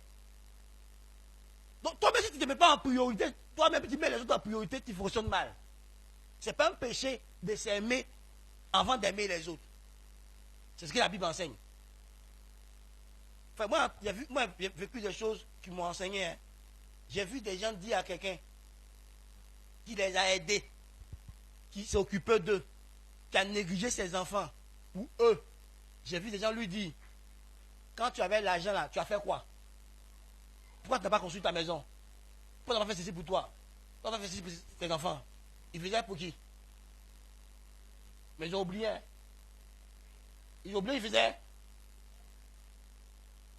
Tu comprends? C'est là que moi j'ai vécu quelque chose dans ma famille, au quartier, ce qui a fait que j'ai pris des leçons de la vie. Et puis Dieu a amplifié ces leçons. Frère, écoute-moi bien. Personne ne te mettra en priorité. Dieu ne t'a pas dit qu'il faut aider les gens en t'oubliant, en te détruisant toi-même. C'est pas ce que la Bible, l'Évangile enseigne. On dit de faire le bien, d'être une source de bénédiction. Mais tu vois, pourquoi je sois une source de bénédiction que moi me sois béni? Il y a des vérités, ça délivre. Frère, je connais une soeur, une dame. Elle a demandé là à son frère. Il ne lui a pas donné le montant qu'elle lui a demandé. Parce qu'il a ses priorités. Frère, faut pas être aigri contre ton frère, contre ta soeur, contre un ami, parce qu'il ne t'a pas mis en priorité. Non, frère. Chacun a sa vie entre ses mains. Dieu nous a tous donné de l'intelligence. Dieu nous a tous donné de la sagesse. Chacun a des habilités, chacun a des dons. De la même manière que la personne a entretenu son don, ses capacités, et puis il s'en sort. Tu as pour toi à l'intérieur. Si tu négliges ton potentiel, tu seras malheureux. Dieu n'a lésé personne. La Bible dit que chacun d'entre nous a reçu du ciel la grâce qu'il faut. Jean-Baptiste dit, un homme ne peut recevoir du ciel que ce que le ciel a. Donc chacun le ciel t'a donné quelque chose. Comment tu exploites ton intelligence? Comment tu exploites les dons que tu as? Comment tu exploites les capacités que Dieu a mis en toi? Lève-toi, travaille ton don. Lève-toi, développe ton don. Lève-toi, développe tes facultés. Ça va te faire avancer. Ça va te faire progresser. Ça va te faire sortir de l'ombre. N'attends pas les autres. Si les autres viennent t'aider, ok. Mais toi-même, sois le premier à avancer. Les autres vont te trouver en route. Parce qu'un leader ne marche pas derrière, il marche à la tête. Ce sont les suiveurs qui marchent derrière. Tu veux être suiveur? Dans ta propre vie, tu veux être suiveur? Tu veux suivre qui de ta vie? Sois ton propre leader. Sois toi-même ton propre leader. Avance, marche. Tu ne pourras pas influencer les autres si toi-même tu ne sais pas t'influencer. C'est quand tu seras le modèle d'inspiration que les autres vont te suivre. Quand tu vas te voir réussir, que tu vas te voir avancer, que ton succès va avoir de l'influence sur eux. Tes accomplissements, ce que tu réalises, va avoir de l'influence sur eux. Donc ne te lève pas, mon frère. Reste couché, ma soeur. Reste couché, mon frère. Attends que quelqu'un vienne te donner à manger pendant que tu es couché.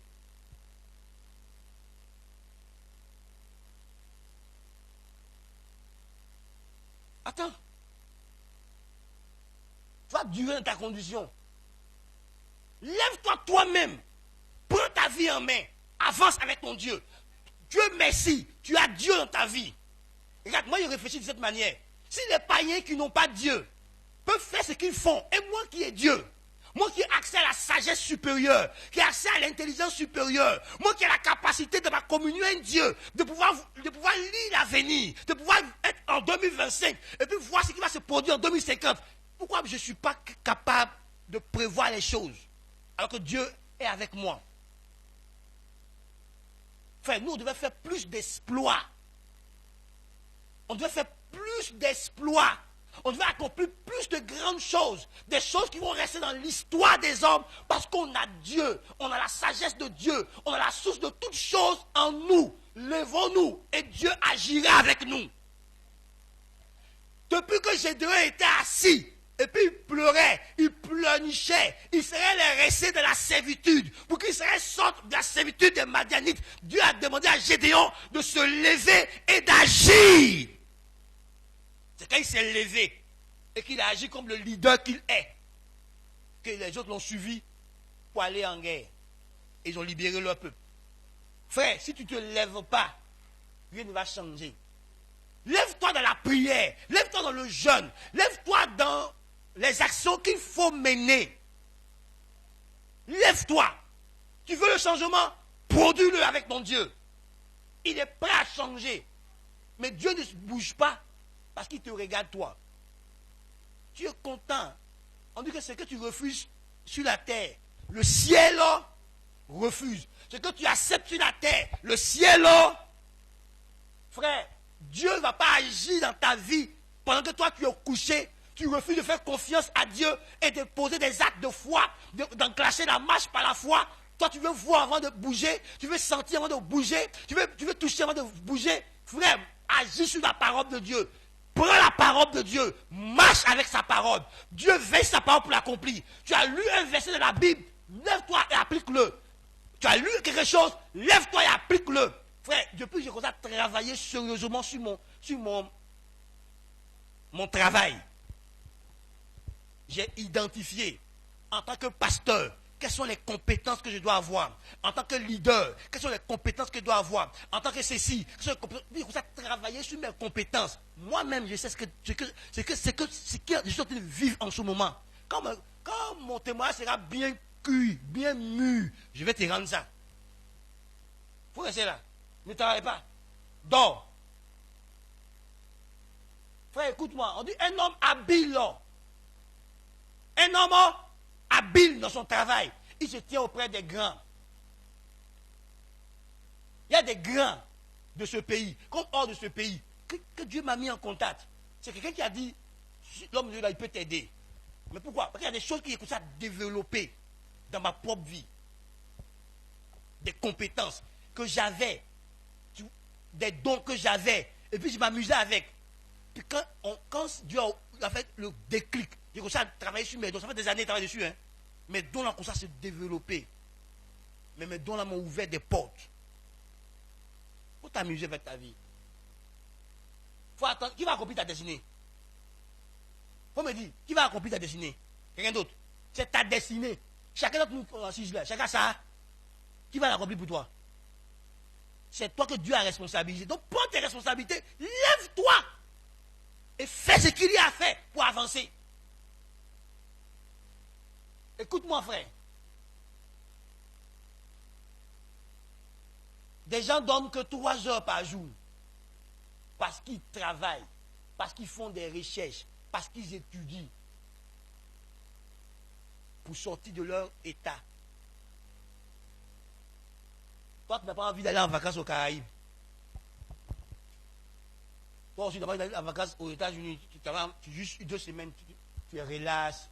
Puis après, tu viens, maintenant, tu continues ton travail encore. Tu ne veux pas? Il faut t'asseoir dans le feu, dans la souffrance, dans les mêmes mamites, dans les mêmes problèmes. Tu vas mourir jeune.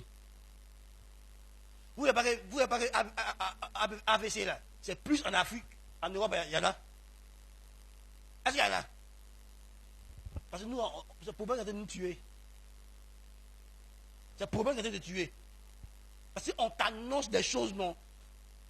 Et puis, ça enlève toute ta paix. Comme il est fait. Ta paix pas en même temps. Ton cœur bat. Je ne sais pas où tu vas enlever l'argent là. Pourquoi les Africains, on est fans de cotisation?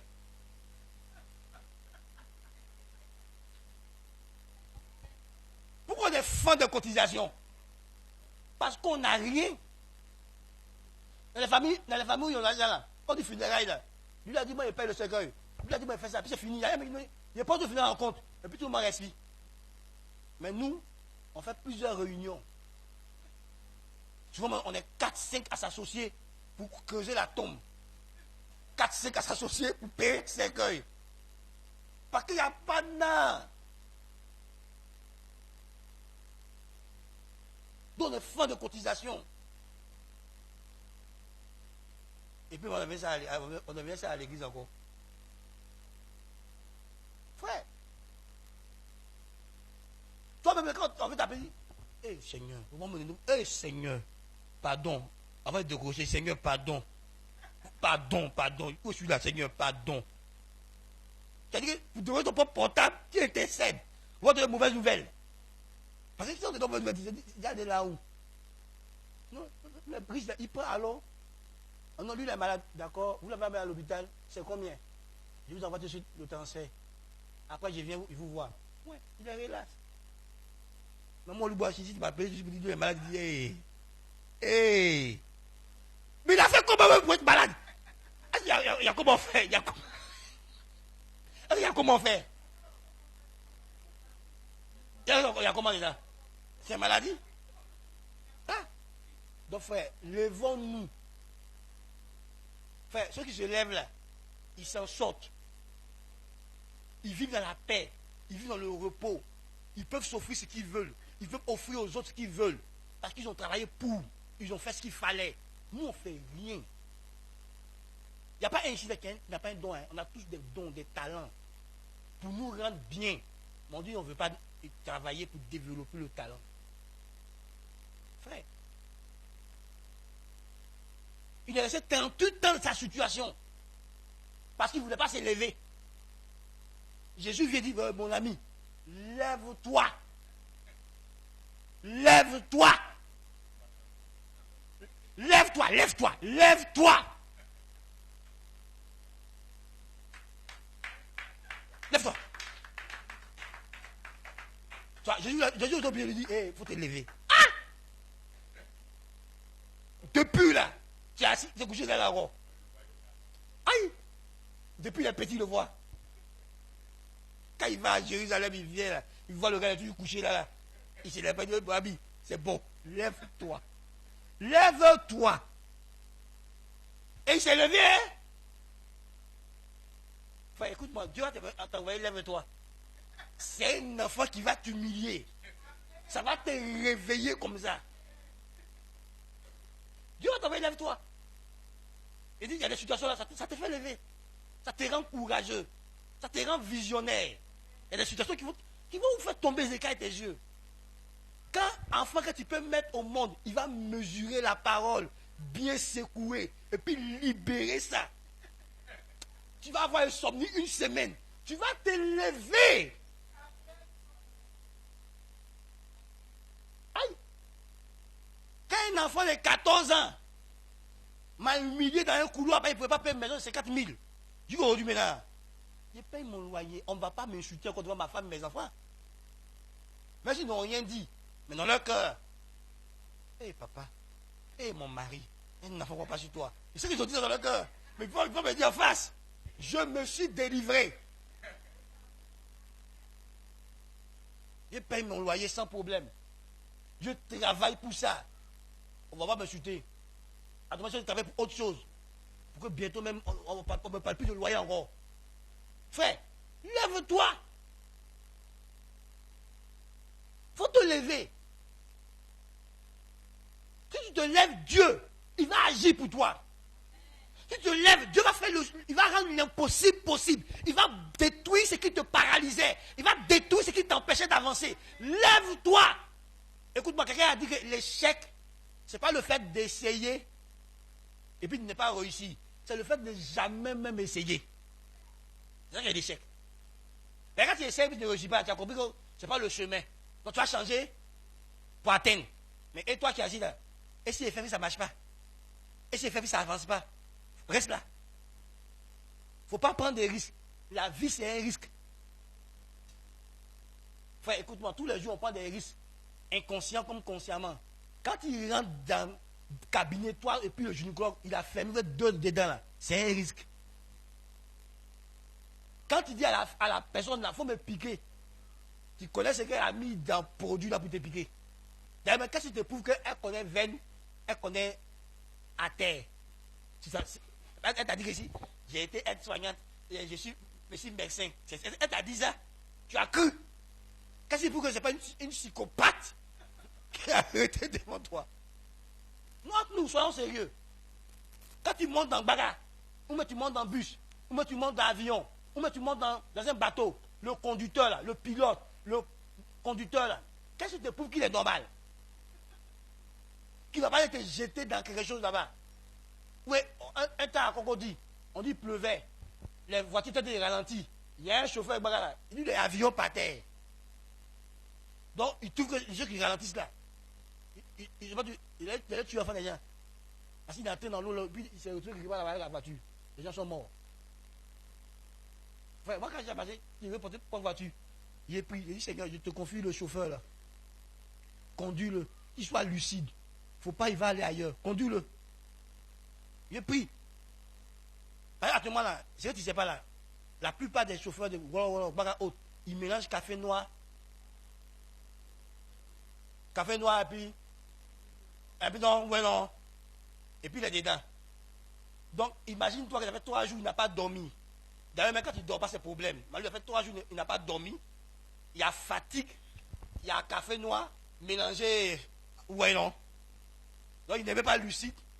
Tu lui parles même là, il n'entend pas. Parce qu'il est dans un autre nuage, un autre monde. Frère, chaque jour, comment il sort pour prendre une voiture, il se prie. La vie est un risque. Ouais, on dit que les femmes là, les femmes qui vendent au marché là, elles mettent carton d'arachide. Même tomate là, il y a un autre truc qu'elles mettent dedans. Pour que ça devienne beaucoup. Pour qu'elles gagnent beaucoup. Donc, tous les jours, nous-mêmes, à cette que tu as de manger dedans là même, c'est un risque. Parce que les gens sont prêts à tout pour l'argent. Mais tu vois, si tu avais l'argent là, tu vas aller toi-même à ce coffret, payer tes légumes fraîches, payer tes choses et puis toi-même fabriquer, tu n'as pas de tomates, fais tes trucs toi-même. Mais comme tu n'as pas l'argent, tu es obligé de prendre pour eux là. Entre eux, ils te mettent en danger. Hein. Eux, ils veulent l'argent. Frère, travaillons pour vivre longtemps. Tu comprends, frère? À tout moment, il y a une enquête qui est en train de sortir ici à faire des vanillas des femmes en Europe. Ça a rendu malade beaucoup de personnes. D'autres même sont décédés de ça. Parce qu'on dit mettre un produit dedans qui n'est pas normal. Quand on dit à nos femmes, retenez chez nos grands-mères, ah, c'est démodé. Voilà l'affaire. Blancs, ils sont dangereux. Frère, écoute-moi. Il faut te lever pour changer ta condition de vie. Tu veux vivre longtemps. Quand on te dit, il faut manger bien, il faut manger équilibré. Ah, nous n'avons pas l'argent. Nous on veut quantité pour être rassasié. Bon, tu vas manger quantité et puis tu es malade. Tu vois? Tout là que tes petits qui gagnent, c'est seulement maintenant la maladie. Mange bien. Pour ça, il faut travailler. Et Dieu ne va pas dire pourquoi tu travailles. Pourquoi tu te développes. Pourquoi tu le laisses, tu permets à Dieu de te faire grandir. Parce que Dieu même lui-même veut que tu croisses, que tu grandisses, que tu te développes. Et il est prêt à produire ça en toi. Nous les chrétiens, notre source de développement, c'est le Seigneur Jésus. On a tout dans la parole de Dieu pour être transformé, pour devenir de meilleurs hommes. Mais pour ça, il faut te lever. Abi, tu es trop assis. Tu es là depuis là. Tu as passé ton temps à te plaindre. Tu te plains. Tu murmures. Tu n'es pas satisfait de ta condition de vie. Mais tu ne fais rien pour t'améliorer. Pour changer ta condition de vie. Depuis que tu te plains, sans être en action, sans être en mouvement, qu'est-ce qui a changé? Dis-moi. Qu'est-ce qui a changé? Depuis que tu te plains, tu murmures, te plains, tu murmures, te plains, tu murmures, mais tu ne fais rien, tu ne mènes aucune action concrète. Qu'est-ce qui a changé? On lui a demandé, tu veux être guéri? Il doit dire oui, non. Hein? Il a fait discours longueur. C'est-à-dire que, on dit, lève-toi. Et marche. Lève-toi. Mets-toi en mouvement. C'est ce que Jésus lui a dit. Mets-toi en mouvement. Mets-toi en action. Et tu verras la transformation. Tu verras le changement. Tu verras le déblocage. Affronte l'épreuve. Affronte la situation. Affronte la montagne. Et elle va se déplacer. Affronte la difficulté. Et elle va se déplacer. Ne fuis pas. Affronte. Tu as Christ en toi. Donc, affronte la situation. Connais-toi la sagesse de Dieu. Tu auras la solution de ce problème. Connais-toi l'intelligence de Dieu. Tu auras la solution de ce problème. Tu sauras comment résoudre ce problème. Comment résoudre cette situation. Comment résoudre cette équation. Comment vaincre cette difficulté et avancer. Tu as Dieu, la source de toute connaissance en toi. Tu as Dieu, la source de toute vie en toi. Tu as Dieu, la source de toute sagesse en toi, la source de toute puissance en toi. Rien n'est impossible à Dieu. Dieu peut régler la situation. Dieu peut décréter la situation. Dieu peut te guérir. Dieu peut te libérer. Dieu peut neutraliser le virus. Dieu peut te soulager. Dieu peut le faire. Si tu le crois, tu verras Dieu le faire. Regarde autour de toi.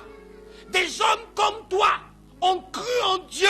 Des hommes comme toi ont cru en Dieu et ont renversé des maladies, ont renversé la paralysie, ont renversé la mort, ont renversé la pauvreté, ont renversé le péché, ont détruit les choses et ils ont avancé. Des gens sans avenir, des gens sans histoire, des gens qu'on ne comptait pas sur eux, qu'on ne considérait pas. Mais Dieu a fait d'eux les héros de leur famille, les héroïnes de leur famille, parce qu'ils ont cru en Dieu. Ils ont changé l'histoire de leur famille, parce qu'ils ont cru en Dieu. Ils ont changé leur histoire, parce qu'ils ont cru en Dieu.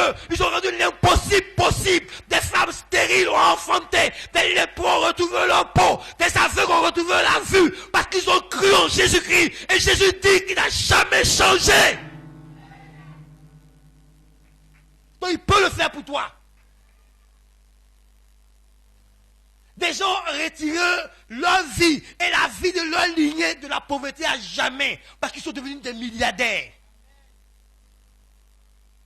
Frère, tu le peux parce que tu as Dieu. Tu peux sortir de là. Dieu s'attend que tu te lèves et que tu poses l'acte. Tu oses quoi en Dieu?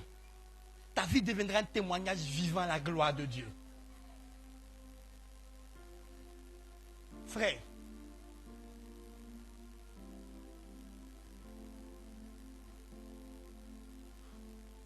il y a des gens ici là, quand ils sont dans leur famille aujourd'hui là, on les respecte. Parce que Dieu a changé leur histoire. Dieu a montré quelque chose de grand. Les membres de leur famille reconnaissent que leur Dieu est vivant. Frère, lève-toi. Tant que tu vas être assis, couché, te lamenter, pleurnicher, la situation ne changera pas. Est-ce que cet homme a fait? Jésus lui a dit, lève-toi. Lève-toi, lève-toi. Frère, vivre de manière sédentaire, ça rend malade. Faut être en mouvement, fais des choses, lève-toi. On dit une femme vertueuse, elle réfléchit à un chant, et puis elle a. Lève-toi. Faut enlever les Goliaths imaginaires que tu as mis sur ta route là. Les lions imaginaires que ta paresse a inventés là. Enlève-les, puis lève-toi. Qu'il y a tigre sur la route. Il y a les arnaqueurs. Même il y a les arnaqueurs, puis les gens font les affaires. Les arnaqueurs, puis les gens sont devenus des milliardaires, des millionnaires en faisant des affaires. Les arnaqueurs ne les ont pas empêchés de faire leurs affaires. Ils ont fait. Frère, lève-toi et marche. Lève-toi et avance. Lève-toi et va de l'avant. Écoute-moi. Sois une femme capable de payer terrain pour donner à son mari. Sois une femme capable, quand ton mari est bloqué, tu peux compter là pour le débloquer. Tu auras de la valeur à ses yeux. Sois un homme capable de faire du bien à ta femme, au-delà de son imagination. Elle rentre dans sa famille, et puis on dit, à tel problème. Elle dit, attendez, je viens. Et puis elle sort, allô chérie, tel problème, est-ce que tu peux faire face? Il dit, c'est combien? Elle dit, petit signe de chèque, puis c'est réglé. Dans sa famille, quand elle va partir là, quand elle parle, personne ne parlera là-bas. On va la respecter. Il y a un grand homme derrière elle. Frère, il ne faut pas permettre que ta femme va en famille pour l'humilier. Tout ça travaille. Pour que si ta femme a besoin de toi dans sa famille, tu réponds. Et puis elle est honorée dans sa famille. Parce que tu honores ta femme. Frère, travaillons. Abi, moi j'ai décidé que tout ce qui est bien, tout ce qui est bonne chose, qui n'est pas péché contre Dieu que je veux avoir, je vais tout faire pour l'avoir. Parce que ça va glorifier mon Dieu. Frère, il a décidé que l'année prochaine, je ne vais plus prier si ça là. Non, je vais construire. Dieu dit qu'il est le Dieu des miracles. Dieu dit que l'or et l'argent lui appartient. Moi, je vais voir ça l'année prochaine. Il faut qu'il me réponde. Celui qui a dit que c'est un homme de foi. Je vais voir ce qu'il a dit, si c'est vrai. Ma foi est en lui. Il va répondre. Il va répondre. Il est obligé de répondre. Parce qu'il serait dans son oreille. Il n'aura pas la paix avec moi. Moi, il dit qu'il est arrivé à un stade où je ne dois plus dire à quelqu'un, est-ce que tu sais que mon Dieu est le Dieu de gloire? Non. Quand il me regarde, toi-même, tes yeux vont te parler. Tu me regardes et tu te rends compte que c'est mon Dieu qui est le Dieu de gloire. Donc je travaille à ça. Pour être le porteur de la gloire de Dieu. Et pour ça, je dois me lever, lire ma Bible, prier, appliquer ce que j'apprends, faire ce que j'ai à faire. Et Dieu fera ce qu'il a à faire. Si tu ne fais pas ta part, Dieu ne fera rien. Donc, mon message là, c'est quoi? Lève-toi. Et puis avance. Lève-toi. Rentre dans le monde invisible. Trouve ton mari là-bas, puis fais-le venir dans le visible.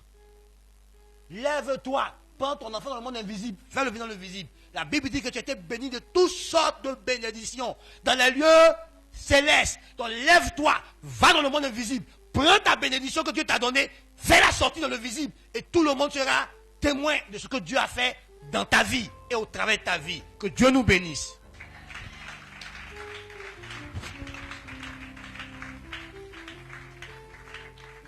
Tiens-toi debout.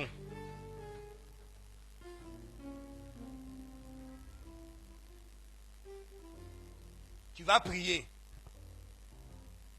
contre tout ce qui est paralysie, tout ce qui est limitation. Frère, écoute-moi. Tu as atteint certaines choses, mais il y a des grandes choses qui t'attendent devant. Tu dois aller prendre ça. Donc prie ce matin que toute limitation soit ôtée. Toute paralysie qui t'empêchait d'aller accéder à d'autres niveaux de gloire, de bénédiction, soit ôtée. Parce qu'il y a du potentiel encore en toi qui n'est pas encore manifeste. Prie le Seigneur. Prie ton Dieu. Dis à Dieu, je me lève pour avancer. Je me lève pour aller de l'avant. Je me lève pour manifester la gloire de Dieu qui est en moi. Je me lève pour libérer la gloire de Dieu qui est en moi. Il y a une gloire de Dieu en toi. Il y a le pouvoir de Dieu en toi. Libère cette force pour que des changements se produisent dans ta vie, au travers de ta vie. Que les hommes et les femmes qui te rencontrent soient impactés par la gloire de Dieu que tu portes. Lève-toi, frère. Décide de te lever. Décide de briser la paralysie. Décide de briser le blocage. Décide de briser l'opposition pour aller de l'avant. Lève-toi. Dis assez, c'est assez. Tu as le droit d'aller de l'avant. Tu as le droit de manifester la gloire de Dieu que tu portes à l'intérieur. Tu as le droit de faire sortir la puissance de Dieu que tu portes à l'intérieur. Mais tu dois te lever pour agir. Lève-toi pour aller de l'avant. Lève-toi pour poser l'acte qu'il faut pour que tu ailles de l'avant. Dieu a mis en toi le pouvoir de changer les conditions de ta vie. La foi est un pouvoir extraordinaire. La foi est un pouvoir illimité. Par ta foi, tu peux changer les conditions de ta vie. Par ta foi, tu peux réécrire les choses. Par ta foi, tu peux vaincre la paralysie. Par ta foi, tu peux vaincre la maladie. Par ta foi, tu peux vaincre la malédiction. Par ta foi, tu peux vaincre toutes sortes d'oppositions. Alors lève-toi, frère, et libère ta foi. Lève-toi, sœur, et exerce ta foi. Parle à Dieu. Tout est possible à celui qui croit. Tout est possible parce que tu as cru en Jésus-Christ. Tu es une femme extraordinaire. Tu es un homme extraordinaire. Tu es une personne d'exploit. Tu peux faire des exploits. Car Dieu est avec toi. Dieu est en toi. Et il est avec toi. Et avec Dieu, tu peux changer les choses. Avec Dieu, tu peux ouvrir les portes. Avec Dieu, tu peux décanter la situation. Avec Dieu, tu peux mettre en déroute toute une armée de démons. Avec Dieu, tu peux changer les choses. Lève-toi.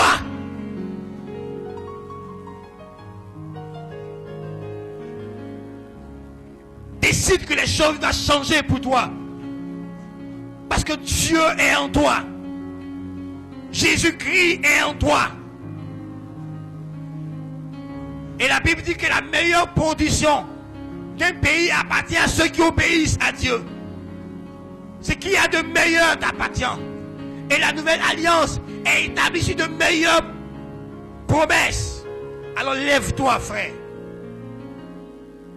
Essuie tes larmes et affronte la situation dans la prière. Affronte la situation avec la sagesse de Dieu, avec l'intelligence de Dieu. Et tu auras la solution. Et tu décanteras la situation. Tu as le plus sage en toi. Tu as le plus savant en toi. Tu as le plus sachant en toi.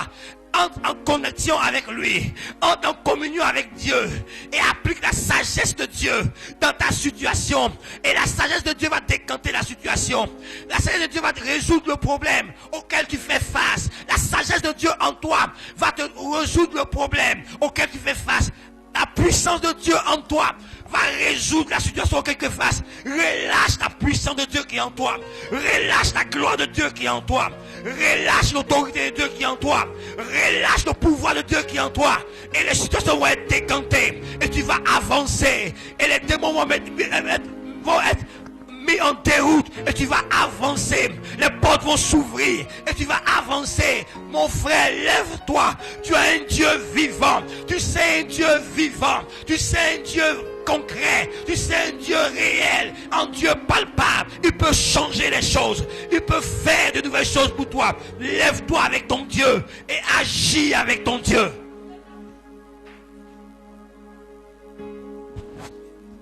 Lève-toi, frère. Lève-toi dans la prière, lève-toi dans le jeûne, lève-toi dans l'obéissance de la parole de Dieu. Sois prompt à appliquer ce que Dieu te dit. La parole de Dieu peut changer toutes choses. La parole de Dieu peut faire venir à l'existence ce qui n'existe pas. La parole de Dieu a un pouvoir extraordinaire. La parole de Dieu peut changer les choses. Lève-toi. Lève-toi. Lève-toi, lève-toi avec ton Dieu. Il est temps que tu manifestes la gloire de Dieu que tu portes à l'intérieur. Jésus vit à l'intérieur de toi. Le Christ est en toi. Le Tout-Puissant est en toi. Il est en toi par son esprit. Il n'y a pas plus puissant que Jésus-Christ. Que Dieu te débarrasse de tes craintes, de tes peurs.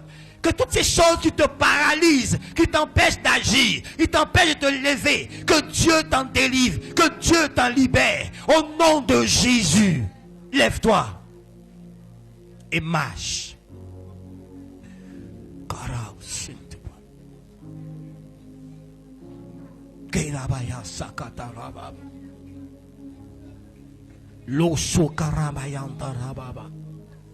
Lindere bao sakarai saitin dohe. In the bao tindo we the babarao sint monto we the pesha. Contaria da sinto rodo cantari de scaparosa.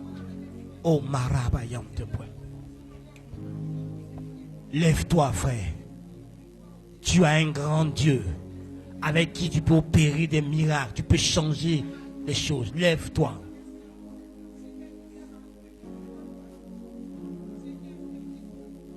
Alléluia. Dis au Seigneur de te montrer ce que tu veux réellement. Qu'il fasse remonter dans ton esprit tes réels désirs. Tes désirs spirituels, tes désirs sur le plan intellectuel, tes désirs sur le plan financier, tes désirs sur le plan matériel, relationnel. Tes désirs qui sont enfouis en toi, cachés en toi. Que Dieu les fasse remonter. Afin que tu ne sais pas des mauvais désirs pour garder les bons désirs et Dieu opérera avec toi. Prie le Seigneur.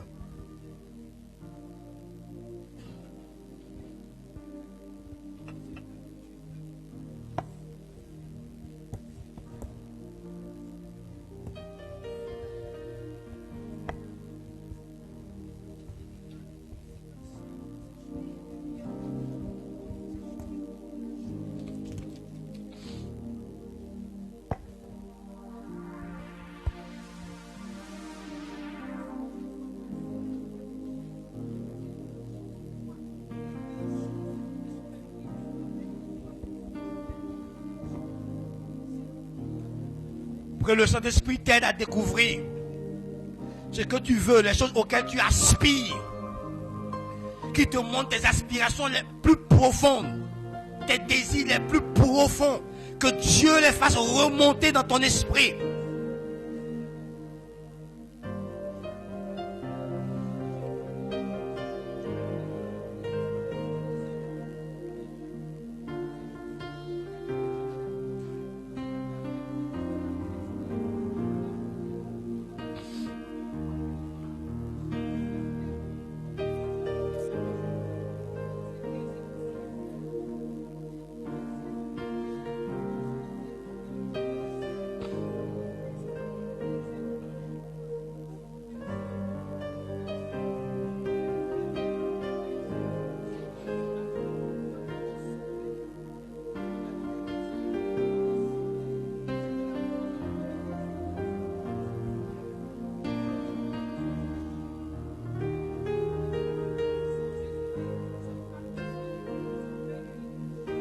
qui te montre tes réels désirs, tes réelles aspirations.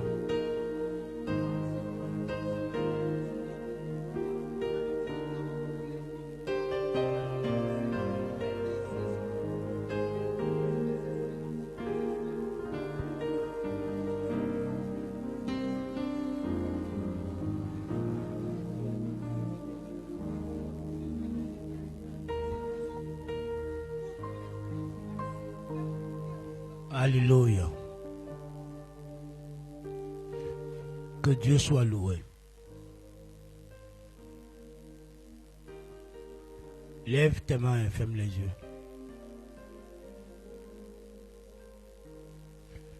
Père, je m'attaque ce matin à toute paralysie de toute forme et de tout type dans la vie de ton peuple. Je commande au nom de Jésus que ces paralysies soient brisées maintenant, qu'ils soient libérés de tout ce qui les paralysait, qu'ils soient guéris de la paralysie. Père, que tout ce qui les paralysait sur le plan financier, sur le plan spirituel, sur le plan émotionnel, sur le plan mental, sur le plan social, soit ôté au nom de Jésus.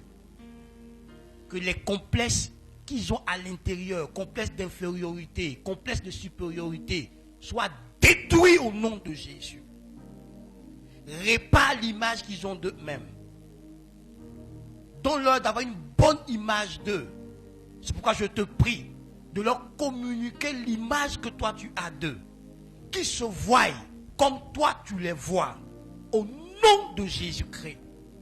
Père, je prie que tu touches leur confiance en eux.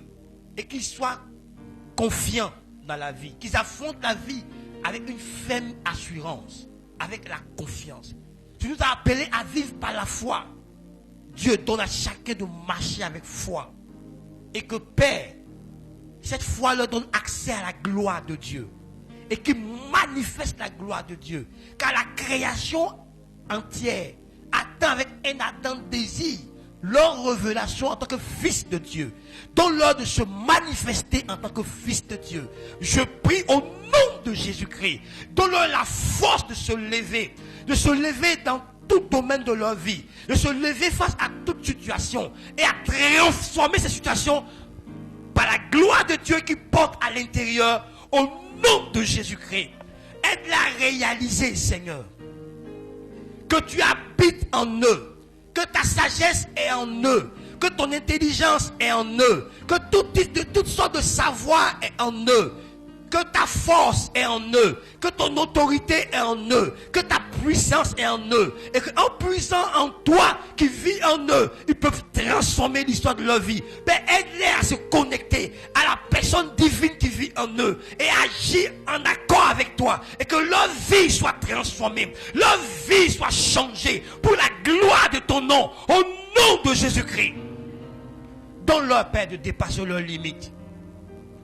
Donne-leur de ne point mourir sans manifester la totalité du potentiel que tu as déposé en eux. Je te prie au nom de Jésus-Christ qu'ils soient en bonne santé à tous les niveaux. Père, fais-les évoluer pour la gloire de ton nom. Donne-leur d'expérimenter le surnaturel divin. Que des choses surnaturelles se produisent dans leur vie. Que leur bénédiction ait toujours pour source le Dieu divin, le Dieu vrai que tu es. Au nom de Jésus-Christ, Père, agis dans leur vie. Que les portes s'ouvrent. Que des changements plus grands que ceux qu'ils ont connus auparavant se produisent. Et qu'au travers d'eux, ta louange soit sur les lèvres. Que par leur vie, des gens chantent tes louanges. Parce qu'ils voient ce que tu fais dans leur vie et au travers de leur vie. Nous te bénissons parce que tu l'as fait au nom de Jésus.